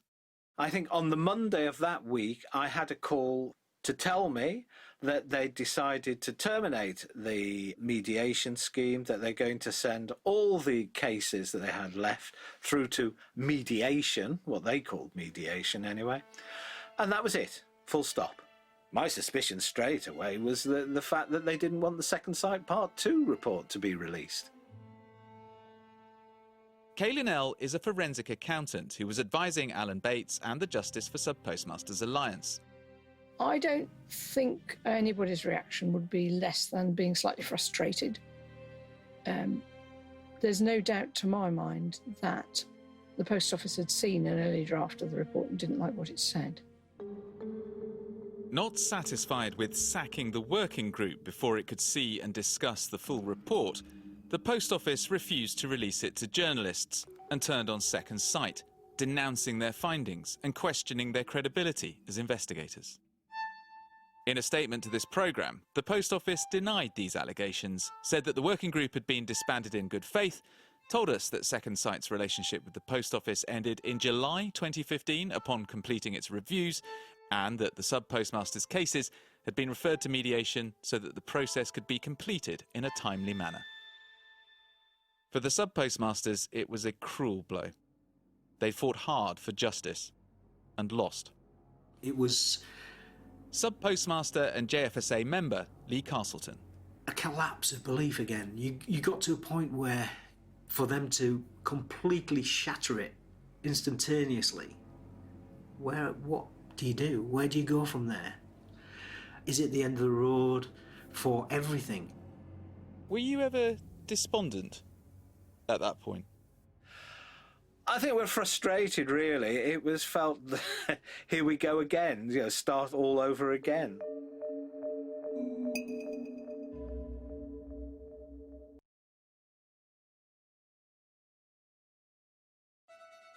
This is the true story of a national scandal. It's the story of how a much-loved British institution abused its power, betrayed our trust, and shattered the lives of hundreds of ordinary people. And it's also the story of how a group of victims fought back against seemingly insurmountable odds. If you were looking through a telescope, which end would you prefer to be on? And we were on the right end. This is The Great Post Office Trial, Episode 8, The Big Green Button. My name is Nick Wallace. I'm a journalist who's been following this scandal for a decade, telling the stories of people whose lives were destroyed because the Post Office blamed them for shortfalls on its IT accounting system, Horizon. Together, the aggrieved sub-postmasters formed a campaign group. Led by Alan Bates, it was called the Justice for Sub-Postmasters Alliance. In the last episode, we described how a mediation process between the JFSA and the Post Office had effectively collapsed, leaving Alan and his fellow sub-postmasters reeling. I think we're frustrated, really. It was felt that here we go again, start all over again at that stage. But we weren't going to let it rest or lie. It was going to move forward one way or another. Kay Linnell is a forensic accountant who spent the last 10 years advising the campaigning sub-postmasters. We couldn't really have gone to litigation without going through the discovery of the mediation process. And the only reason that JFSA agreed to mediation is because we were allowed to use the documents we discovered. Working with the Post Office had failed. It was time for the postmasters to seek justice on their own terms, through the courts. But a high court litigation would cost millions, far beyond the sub-postmasters' meagre resources. Yes, they potentially had a case, but they needed more sub-postmasters to come forward and wider public awareness of their plight. Whilst doing my own investigations over the course of 2015, I came across some very interesting documents. They cast serious doubt on the Post Office's strategy of prosecuting sub-postmasters for accounting discrepancies generated by the Horizon system. I took them to the BBC's Panorama programme. Tonight, trouble at one of our best-loved institutions. In relation to Seam Misra, they said as a matter of policy, they would never consider an IT error, a computer error, as a source of discrepancy. Now we have details of a meeting between the Post Office and Fujitsu held just before Seema's trial. The minutes warn of another computer bug that could cause a loss of confidence in the Horizon system, if widely known. The bug made money disappear. This minute goes on to say that this bug could, quotes, impact upon ongoing legal cases where branches are disputing the integrity of Horizon data. The bug didn't affect Seema's branch, but it is evidence that Horizon can go wrong. Another of the documents I'd found for the programme was about Jo Hamilton and the internal investigative report the Post Office had compiled into her case. Jo Hamilton invited us to be there when she opened hers. God, I'm nervous. In it, notes from the original Post Office prosecution file against her. It says, having analysed the Horizon printouts and accounting documentation, I was unable to find any evidence of theft. The significance of Panorama was huge. Sub-Postmaster and JFSA member Lee Castleton. Who could have ever believed that we would be where we are now if it hadn't have been for that gritty, hard-hitting, pushy journalism culminating in the Panorama story, which was amazing. To start feeling as though we were moving forward. That Panorama had another big scoop. Alan Bates had told me he was in touch with a potential whistleblower. A former IT engineer called Richard Roll, who was employed by Horizon's developers Fujitsu between 2001 and 2004. He'd worked in the guts of the system, and what he'd seen at Fujitsu didn't tally with the Post Office's public position. Do you remember playing me the audio recording of the conversation that you had with Richard Roll? Yes, Nick. I seem to recall I said to you something like, you can listen to it, but you can't have a copy of it. You can take some notes, and I won't tell you who it is, but if you get the Panorama, then I'll see what I can do for you. Do you know how professionally happy it made me to come to you in 2015 and say, I've got that Panorama. Could you give me your Fujitsu man's details? You know that never happens. Did on that occasion, didn't it? Unfortunately, Richard was very good. Richard revealed that the Post Office had not been telling the truth about remote access. The Post Office maintained that only a sub-postmaster could access their own Horizon branch accounts. But now, for the first time, a former insider has agreed to speak out. According to Richard Roll, he had the power to change them from his Fujitsu office at the click of a button. That is something the Post Office has always said simply can't happen. We went in through the back door and made changes. Sometimes you'd be putting several lines of code in at a time. If we hadn't done that, then the counters would have stopped working. It just seemed the right thing to do. I felt I had to do it. I caught up with Richard recently. He's a private man, and the decision to speak out took its toll. Chatting over a cup of coffee or over a pint or something is one thing, but then walking into a hotel room that's been set up as a studio with lights and a camera and these screens around you, and you're sat in the middle of the room in this chair with all this stuff around you, that's quite disorienting. It was just the right thing to do, but it's worth it. I mean, the cost to me is insignificant when you compare the cost to the other people, what they've had to suffer. The Panorama broadcast in August 2015 brought more people forward, and there was a burst of public interest in the postmaster's plight. At the same time, Alan Bates and Kay Linnell were hawking their case around the offices of litigation lawyers all over the country, hoping to find someone with access to the money they needed to sue the Post Office. That is a nightmare. You have to find a solicitor who's willing to pay up front for the investigation costs, the discovery and claiming of documents, the preparation of a case, instructing counsel, getting after the event insurance, with no funding. Or you find one at the same time as you find after the event insurance, so any claimant can't be sued for anything, with chambers who are prepared to risk a bit, and with funders who are prepared to put money down on the table to finance you to get to the first trial, at least. Actually, it only took Alan and I less than a year to do that, and I think that's pretty good going. At last, Alan and Kay found a firm to take on the sub-postmaster's case. They struck a deal with the law firm Freeths. Freeths were not our first choice, but actually they've proved to be absolutely gold-plated in terms of what they've delivered. The legal side would be run by James Hartley, one of Freeth's senior litigation partners. We knew from the beginning it was going to be a real challenge to try and get this up and running for the postmasters, to avoid a situation where it would simply carry on and they would just continue to be fobbed off by Post Office. I told them that we needed a full package. We needed their work as solicitors. We needed them to find the right counsel team in there, a nice team of barristers.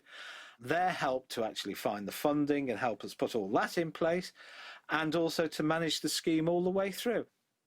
Who is on the right side of this? What is the just outcome from all of this? And the more we read into it, and the more we looked at it, we realised that the only just outcome could only possibly be in the favour of the postmasters. James started recruiting the team. Kathleen Donnelly was brought in as one of the sub-postmasters' barristers.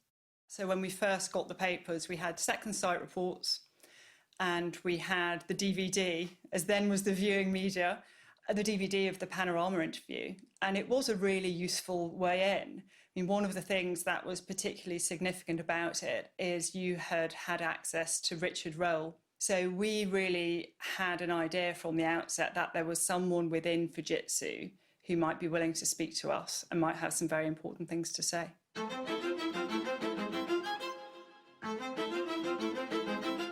The sub-postmaster's case was gaining momentum, but someone still needed to stump up the cash. The JFSA's legal team approached Therium Capital, a firm which makes its money by backing enormous legal actions and then collecting a big chunk of any proceeds. Yeah, I mean, it was a really big deal when Therium said that they would fund the case, because without them, it literally could not have happened. I remember you described the meeting at which the funding was approved. I seem to recall a comment about, if you were looking through a telescope, which end would you prefer to be on? And we were on the right end. Therium had pressed the big green button. Alan Kay and the sub-postmasters team spent a year picking their way through the legal minefield separating them from their day in court. They were also accumulating strength in numbers. They'd eventually recruit more than 500 claimants. By the time 2017 came round, the High Court had granted permission for the case to be a class action, or as it's known in the UK, a group litigation. I was the only journalist to attend the litigation's first open hearing, and it gave me a scoop, which I revealed that night on The One Show. I think this is going to be a really, really juicy case. One, it could end up costing the post office tens of millions of pounds in damages, so there's a lot of money here. Yeah. But also, there are going to be revelations along the way. Today, we found out that the post office, who had always said that the Horizon computer system is only accessible by the sub-postmasters in their branches, and they've said this on the record over a number of years, their barrister stood up in court today and said, yeah, that was a mistake. Actually, there are 4 different ways that you can get third-party remote access. Wow. Sorry we didn't mention that earlier. And this is really important, because if you are going to prosecute someone and say that they've been thieving from the computer system and the branch, and you haven't investigated the possibility that somebody else has access to that computer system, then you're opening the door to miscarriages of justice. Yeah. This was what Private Eye magazine would call a reverse ferret. It made me realise the power the courts had to drag new information into the light. Information that had eluded journalists, the JFSA, and even independent investigators for years. As the case hurtled towards its first scheduled trial, I had a problem. There had always been limited public awareness of this scandal. Without sustained public interest, no news editor, no matter how much they liked me or the story, was going to pay for me to attend court every single day. But my experience at the first open hearing convinced me I needed to be there. This litigation was going to reveal all kinds of secrets. So I decided to take a punt on crowdfunding. Over the summer of 2018, I set myself up on a crowdfunding platform and gave myself 45 days to raise the minimum cash I needed. Late one Friday night, I pressed go on the project and then emailed everyone I knew. When I woke up the next morning, I had £1,200 in my virtual crowdfunding pot. Unsurprisingly, many of those who donated were closely involved in the events themselves, but I signalled from the start that whoever donated would not hold any sway over my reporting. I had a professional and legal obligation to cover the trial impartially. Within 9 days, I'd raised £7 grand. Dozens and eventually hundreds of contributors had bought me a ringside seat to the trial of the century.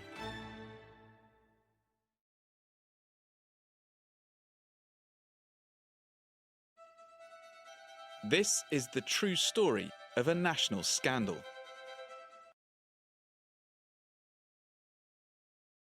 This is the true story of a national scandal. It's the story of how a much-loved British institution abused its power, betrayed our trust, and shattered the lives of hundreds of ordinary people. And it's also the story of how a group of victims fought back against seemingly insurmountable odds. Here it was, in black and white, from a person in authority saying, "You're right, and what happened was not okay." This is the Great Post Office Trial, Episode 9, Extremely Aggressive Litigation. My name is Nick Wallace. I'm a journalist who's been following the Post Office Horizon scandal for more than a decade, ever since hearing the story of Seema Misra, a woman who'd been jailed while pregnant for a crime she was adamant she didn't commit. I didn't have a courage to step into the court. I was speaking to so many others, no, that's fine, we will be there, but I didn't have a courage. She was sentenced to 15 months in prison. Her life was torn apart. Hundreds of other people suffered a similar fate to Seema's. They lost their livelihoods, their homes, and their good names.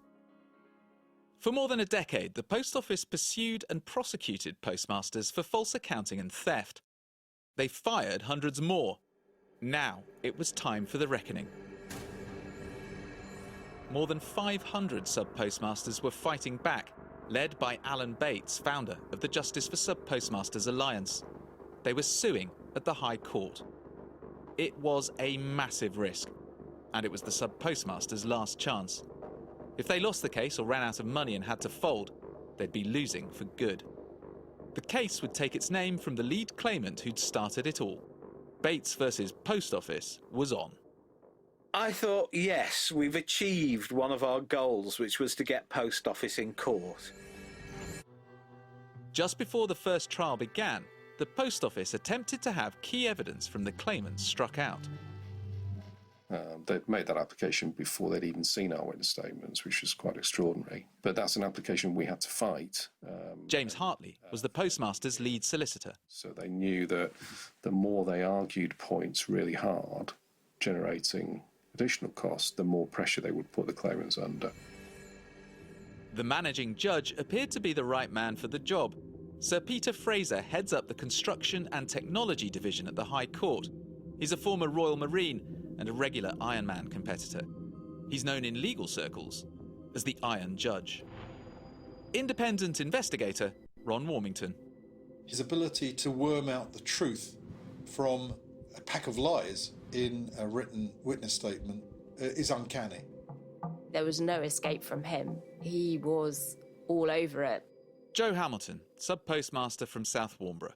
She'd been one of the original members of the JFSA and had played a crucial role through the years as a friend and confidant to countless sub-postmasters who'd joined the fight. She came to court every day she could afford to. It was the first time, I think, that the Post Office has actually been put on the back foot. At last, someone who's bigger than Post Office can actually make them disclose stuff in court and tell the truth. This was going to be a bitter battle. Early on, the judge castigated both sides for what he called extremely aggressive litigation tactics. On top of this, Sir Peter noted the Post Office was attempting to restrict evidence for what he suspected were public relations reasons. In a pre-trial judgment, he huffed, Whether this generates adverse publicity for the defendant is not a concern of the court, as long as the evidence is properly admissible, which I have found it is. The court is not a marketing or PR department for any litigant.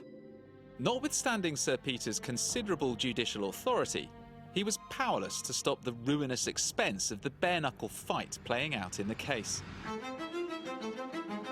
Before the first trial in this epic litigation had even begun, the warring parties had racked up 10 million quid between them in legal costs. The state-owned post office had deep coffers, while the sub-postmasters were dependent on their funders holding their nerve. Because of the size and complexity of the case, it was broken up into chunks. On the 7th of November 2018, in Court 26 of the High Court's Rolls Building, the first trial in the Bates versus Post Office group litigation began. This opening battle chiefly concerned the nature of the contracts between the sub-postmasters and the Post Office. Alan Bates, naturally, was the first witness. Yeah, well, I mean, I wish I hadn't been first, but I suppose someone's got to be first. I'd never been in a court before, and to sit through something like that, and in the witness stand as well. But, I mean, I had no idea what I was going to be asked, or what I was going to be questioned about, or where it was going to go. As the trial progressed, brutal revelations about the Post Office were spilling out in open court. In just a few days, we discovered that the Post Office's own Helpdesk had told one witness to adjust her branch accounts, a practice which had seen many sub-postmasters prosecuted for false accounting. And we learned in 2010 a serious Horizon IT error had been kept from sub-postmasters. And the proposed methods for fixing the bug involved remotely accessing branch accounts in exactly the way the Post Office had insisted was impossible for years afterwards. I mean, I do think you have to be in the room to feel what's going on. And there were massive days in there that were just awesome. 3 months after the first trial finished, the judgment was handed down on the 15th of March last year. I didn't realise just how good the judgment was, because nobody had said anything. Kathleen Donnelly was one of the Postmasters' barristers. We saw a draft copy. It's fair to say we were absolutely ecstatic. Well, I knew by the press vans outside that something must be good. And here it was in black and white from a person in authority saying, "You're right, this is what went on, and what happened was not okay." It does appear to me that the Post Office in particular has resisted timely resolution of this group litigation whenever it can. To stay stony-faced and maintain the confidence in that draft judgment, that was difficult, you know. But one of the moments that I really remember from that day was Jo Hamilton actually getting her paper copy of the 300-odd pages of that judgment. It wasn't until Kathleen Donnelly, she came over to me and she said to me, "I don't think you realise just what you've got in your arms." She said, "In my career, I've never seen a judgment as good as that." These submissions by the Post Office are bold, pay no attention to the actual evidence, and seem to have their origin in a parallel world. I could see the expression on her face, thinking, where do I start and what does it mean? And I remember going over to her and saying, you know, we won it. And she said, you know, it is damning. There seems to be a culture of secrecy and excessive confidentiality generally within the Post Office. And I cried, and then the others cried. We all had tears. There were many hugs. Yeah, what an emotional time. It was incredible.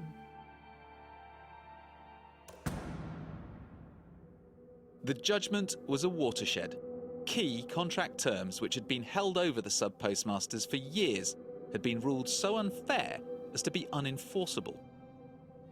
As other journalists scrambled to get their statements from the sub-postmasters and their legal team in the now slightly chaotic courtroom, I corralled Alan Bates outside, where he gave his first broadcast interview in 10 years. Well, first of all, that's a pretty hefty judgment you're holding in your arms there. Oh, stunning. Absolutely delighted. We couldn't be happier for the whole group. I mean, we've all been working for this for years, but now we're actually there. I'm so pleased with it. Is this a turning point? It is a turning point because we've now actually had something through the courts that the courts agreed with us about what we've done, and we'll just carry on with that as the cases progress.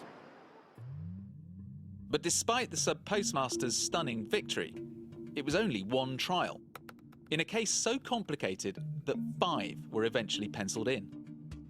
There was a long way to go, and trial 2 was the blockbuster. A forensic examination of the Post Office's infamous computer system, Horizon. Was it, or wasn't it, fit for purpose? The court heard evidence that the Post Office's IT system was flawed and vulnerable. It was a huge, unwieldy show that needed to be kept on the road by an army of technicians at Fujitsu, the IT firm which operated Horizon on the Post Office's behalf. The Postmaster's star witness was former Fujitsu engineer and whistleblower Richard Roll, who suffered a merciless cross-examination from the post office's barrister. Well, before it started, I was as nervous as hell. It went on all afternoon, and then I had to go to bed that night, and then the next day, you're back in the witness stand, and you just think, oh my God, I've got to go through all this again. So when it all finished, I just went outside and I just cried. And then a couple of the postmasters came out, and they were in tears, and they gave me a hug. And that was sort of when I first realised that actually what I've been saying must have been quite important. And here was someone from inside standing up and saying that this is what it was. And all the time before that, it had been denied. It was good. Very warm moment. Kathleen Donnelly again. So he did have specific recollections about remote access. So that was the ability of Fujitsu employees who were not in the sub-postmasters branch to access sub-postmasters records and potentially change them. By the point we arrived at that Horizon Issues trial, they had, to an extent, admitted it could happen. The only issue was how frequently. And without him, I just don't think we would have got those concessions. Suddenly, right in the middle of the Horizon trial, after 2 weeks of damning evidence, the post office brought proceedings to a juddering halt. What was it like? We thought it was absolutely unbelievable. It told us that the other side were, in a sense, desperate. Sensationally, the post office demanded that Mr. Justice Fraser recuse or remove himself from the trial, accusing him of apparent bias. Forensic accountant and JFSA advisor Kay Linnell. I just think it's such a dangerous thing to do, and therefore the only grounds to my logical brain as to why you would do that is to delay things or run up costs for the other party, both of which were achieved. The judge was forced to temporarily abandon the trial while he dealt with the post office's application. Recusal really was jaw-dropping, I thought. A recusal application in itself is so rare. They really took exception to the first judgment. But it appeared to us that it was just a tactic to try and derail the trial and stop the managing judge from continuing to hear it. In a statement to this programme, the Post Office described the allegation that they'd tried to slow down the litigation and run up costs as a mischaracterisation. During the trial, the Post Office's next move was to apply to the Court of Appeal to have the first trial judgment reversed. If their appeal was successful and they got Sir Peter Fraser booted off the litigation, the Post Office might just snatch victory from the jaws of defeat. Thankfully for the sub-postmasters, the Post Office's recusal application failed, miserably. The judge refused to recuse himself, a decision the Court of Appeal backed definitively. And the application to appeal the first trial judgment was batted away by Lord Justice Coulson, who criticised the Post Office for acting like a mid-Victorian factory owner. The Horizon trial was resumed and eventually finished in July last year. Mr. Justice Fraser announced he'd hand his judgment down in December, and the lawyers got to work in preparing for the third trial. As Alan Bates and the Postmasters anxiously awaited the Horizon trial judgment, there was another bombshell.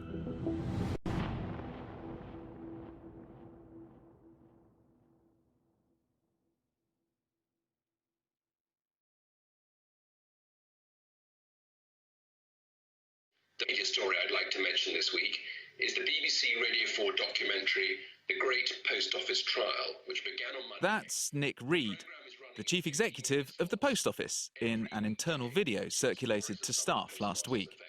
We can expect the content to be uncomfortable. This is the true story of a national scandal. It's the story of how a much-loved British institution abused its power, betrayed our trust, and shattered the lives of hundreds of ordinary people. It's also the story of how a group of victims fought back against seemingly insurmountable odds and won. This is The Great Post Office Trial, Episode 10. What the hell had happened? Last December, a key judgment in a massive lawsuit was expected at the High Court. More than 500 sub-postmasters were suing the Post Office for damages, after losing their jobs, homes and life savings. Many had even been prosecuted. At the heart of the trial was the integrity of the figures shown on the Post Office's Horizon computer system. The sub-postmasters were winning at last. The first trial had blown apart the Post Office's initial arguments. But then, 5 days before the second trial judgment was due to be handed down, an announcement out of the blue.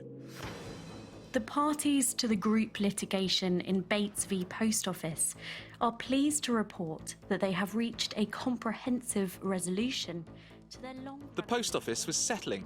In what appeared to be a change of strategy instigated by a new chief executive, it was over.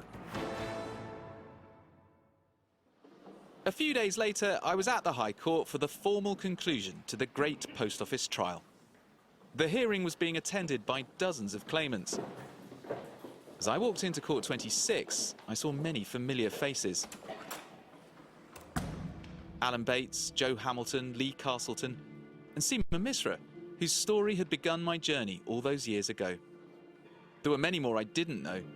They'd come from all over Britain, honest working people who'd suffered at the hands of the Post Office.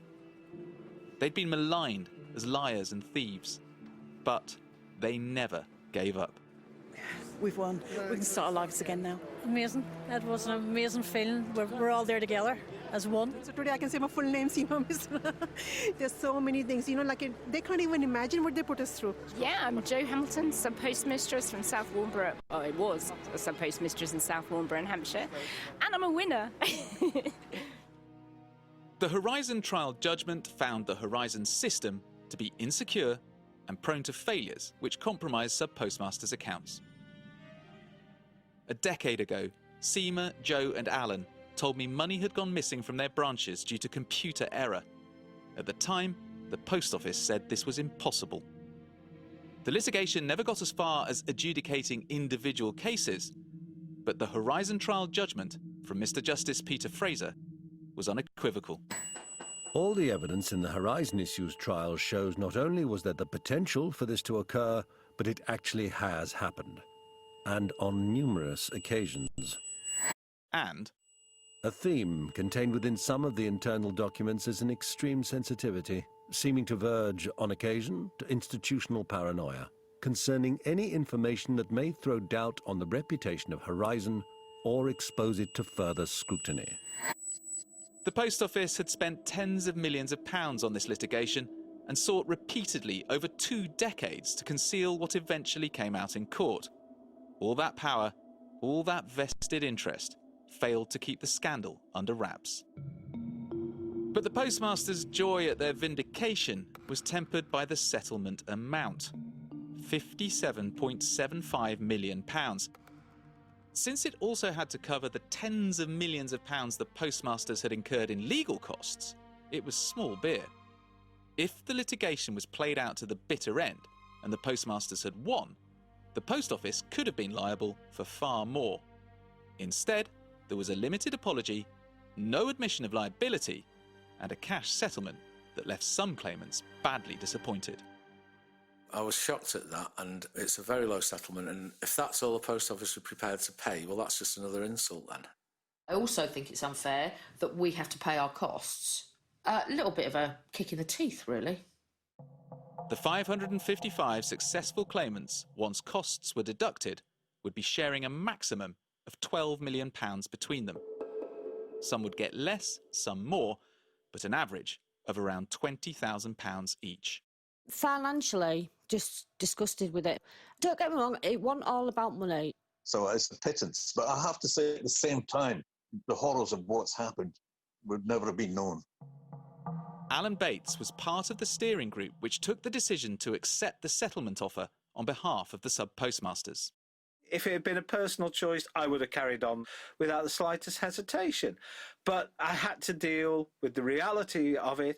I felt the livelihoods of the individuals would be threatened even further financially if something went wrong with the court case going forward. And that had a potential of happening. We just could not take that risk.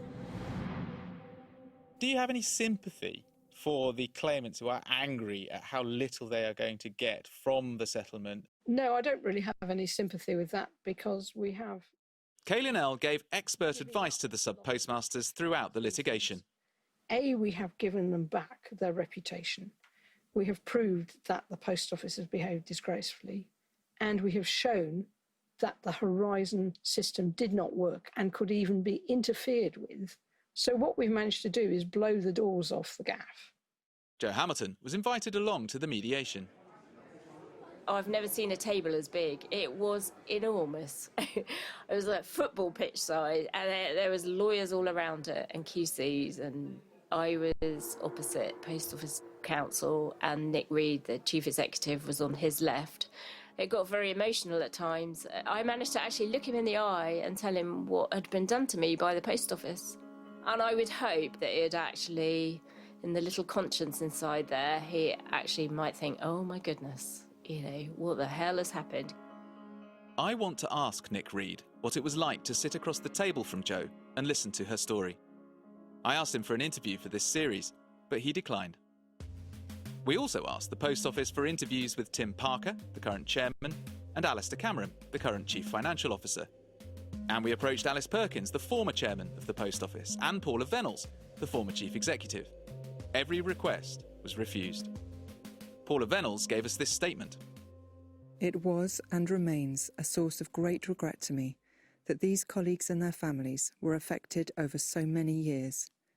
I am truly sorry we were unable to find both a solution and a resolution outside of litigation and for the distress this caused. In a statement, the Post Office told this programme, The Post Office sincerely apologises to postmasters affected by historical events. We agreed a comprehensive resolution last year with claimants in group civil litigation. We subsequently set up a historical shortfall scheme to provide redress for other postmasters who may want to make claims. It is, however, important to recognise that the court at no stage decided any individual cases or indeed looked at their full individual facts. Under new leadership, we've made wide-reaching changes to reset our relationship with our postmasters. The Post Office told us they were unwilling to discuss this in an interview due to ongoing legal due process, though without any ongoing jury trial, there is no risk of prejudicing due process by speaking publicly. Callum Greenhow is the chief executive of the National Federation of Sub-Postmasters, which has around 8,000 members. You want to, if you genuinely want to reset that relationship, then come out and show it. What has the Post Office got to hide on that basis? If it was a case of, we got it wrong, we'll do everything in our power now to put that right, that'd be the right thing for them to actually do. We asked the Post Office if any of their staff, past or present, had been fired over their role in this scandal. They told us they don't discuss individuals. During the High Court litigation, Post Office Chief Executive Paula Venables was given a CBE, and in 2019 she left the Post Office to chair a large NHS trust. And if you're wondering what action the Post Office's sole shareholder, the government, is proposing to take, well, there's a review planned, though the form of it and who's going to lead it has yet to be revealed. There may even be fallout that reaches far further into the criminal justice system. The Post Office told us they've mostly stopped prosecuting sub-postmasters since 2014. Nonetheless, the Criminal Cases Review Commission has this week asked the Attorney General to formally review the rules around private prosecutions in the light of this scandal. But on the issue of individual Post Office directors, this is from a letter recently sent to a concerned sub-postmaster on behalf of the Business Minister. Over an almost 20-year period, decisions were made by many people. There is therefore no single person accountable for what has taken place. Given the major programme of work the Post Office is undertaking, the government will not be taking further action at this time. So, is that it? Lee Castleton. It certainly isn't the end. If anyone thinks that this is the end, they just don't know the group, do they? We have to expose those who made the decisions, and we will do it. But as much as this story is about institutional failure, it's also about the heroism of an extraordinary group of people. And although there's further to go, that doesn't take away from the enormity of their achievements. So for now, I want to end this series where I started it, with Joe Hamilton, Seema Misra and all the sub-postmasters whose lives were almost destroyed. Honest people who found themselves in the dock. I felt like literally screaming, saying, I don't deserve this. How did I survive? I don't even know that. How did I survive? Do you know what? It's an horrendous thing to go through, and it's worse when you know you've done nothing wrong. On the 26th of March this year, as a direct result of the Postmasters' epic court battle, the Criminal Cases Review Commission announced it was referring 39 sub-postmasters convicted of criminal offences to the Court of Appeal, citing abuse of process. It's just fabulous, honestly, to think I might get my criminal conviction overturned. What we've actually achieved over the years is quite incredible, because who'd have thought a bunch of convicted criminals could take on the post office and win? Bring it on, round two. It's the largest single referral in the CCRC's history, and they later added another 8 cases, bringing the total to 47. Shortly after the CCRC's announcement, the Post Office told me they were also reviewing a further 500 prosecutions of sub-postmasters and their employees that may have relied on evidence from Horizon. Then just before this series began, they upped that figure to a mind-boggling 900 prosecutions. We know nothing else about these prosecutions, and it may turn out that all were justified. But I can't help wonder, could there be hundreds more Joes and Seemas out there? I've been pursuing this story for nearly a decade, and I don't think anyone dreamt that the Post Office had been criminalising people on such an industrial scale. Well, apart from one man, perhaps. Do you remember our first conversation? No, I don't. I've been looking through my emails, and it was on the 7th of October 2010. Right. I just got off the phone from speaking to Devinder Misra. And the one thing that stuck in my mind, and I've still got the notes of that conversation, you said there's about 60 of us who are attempting this legal action, but, you know, it could be many more. And I said, well, how many more? And you said in the hundreds, possibly the low thousands. And I remember thinking at that time, come on. And yet, 10 years later, it could be even more than that. It could. We're certainly heading in that direction now, aren't we? It's not over yet, Nick.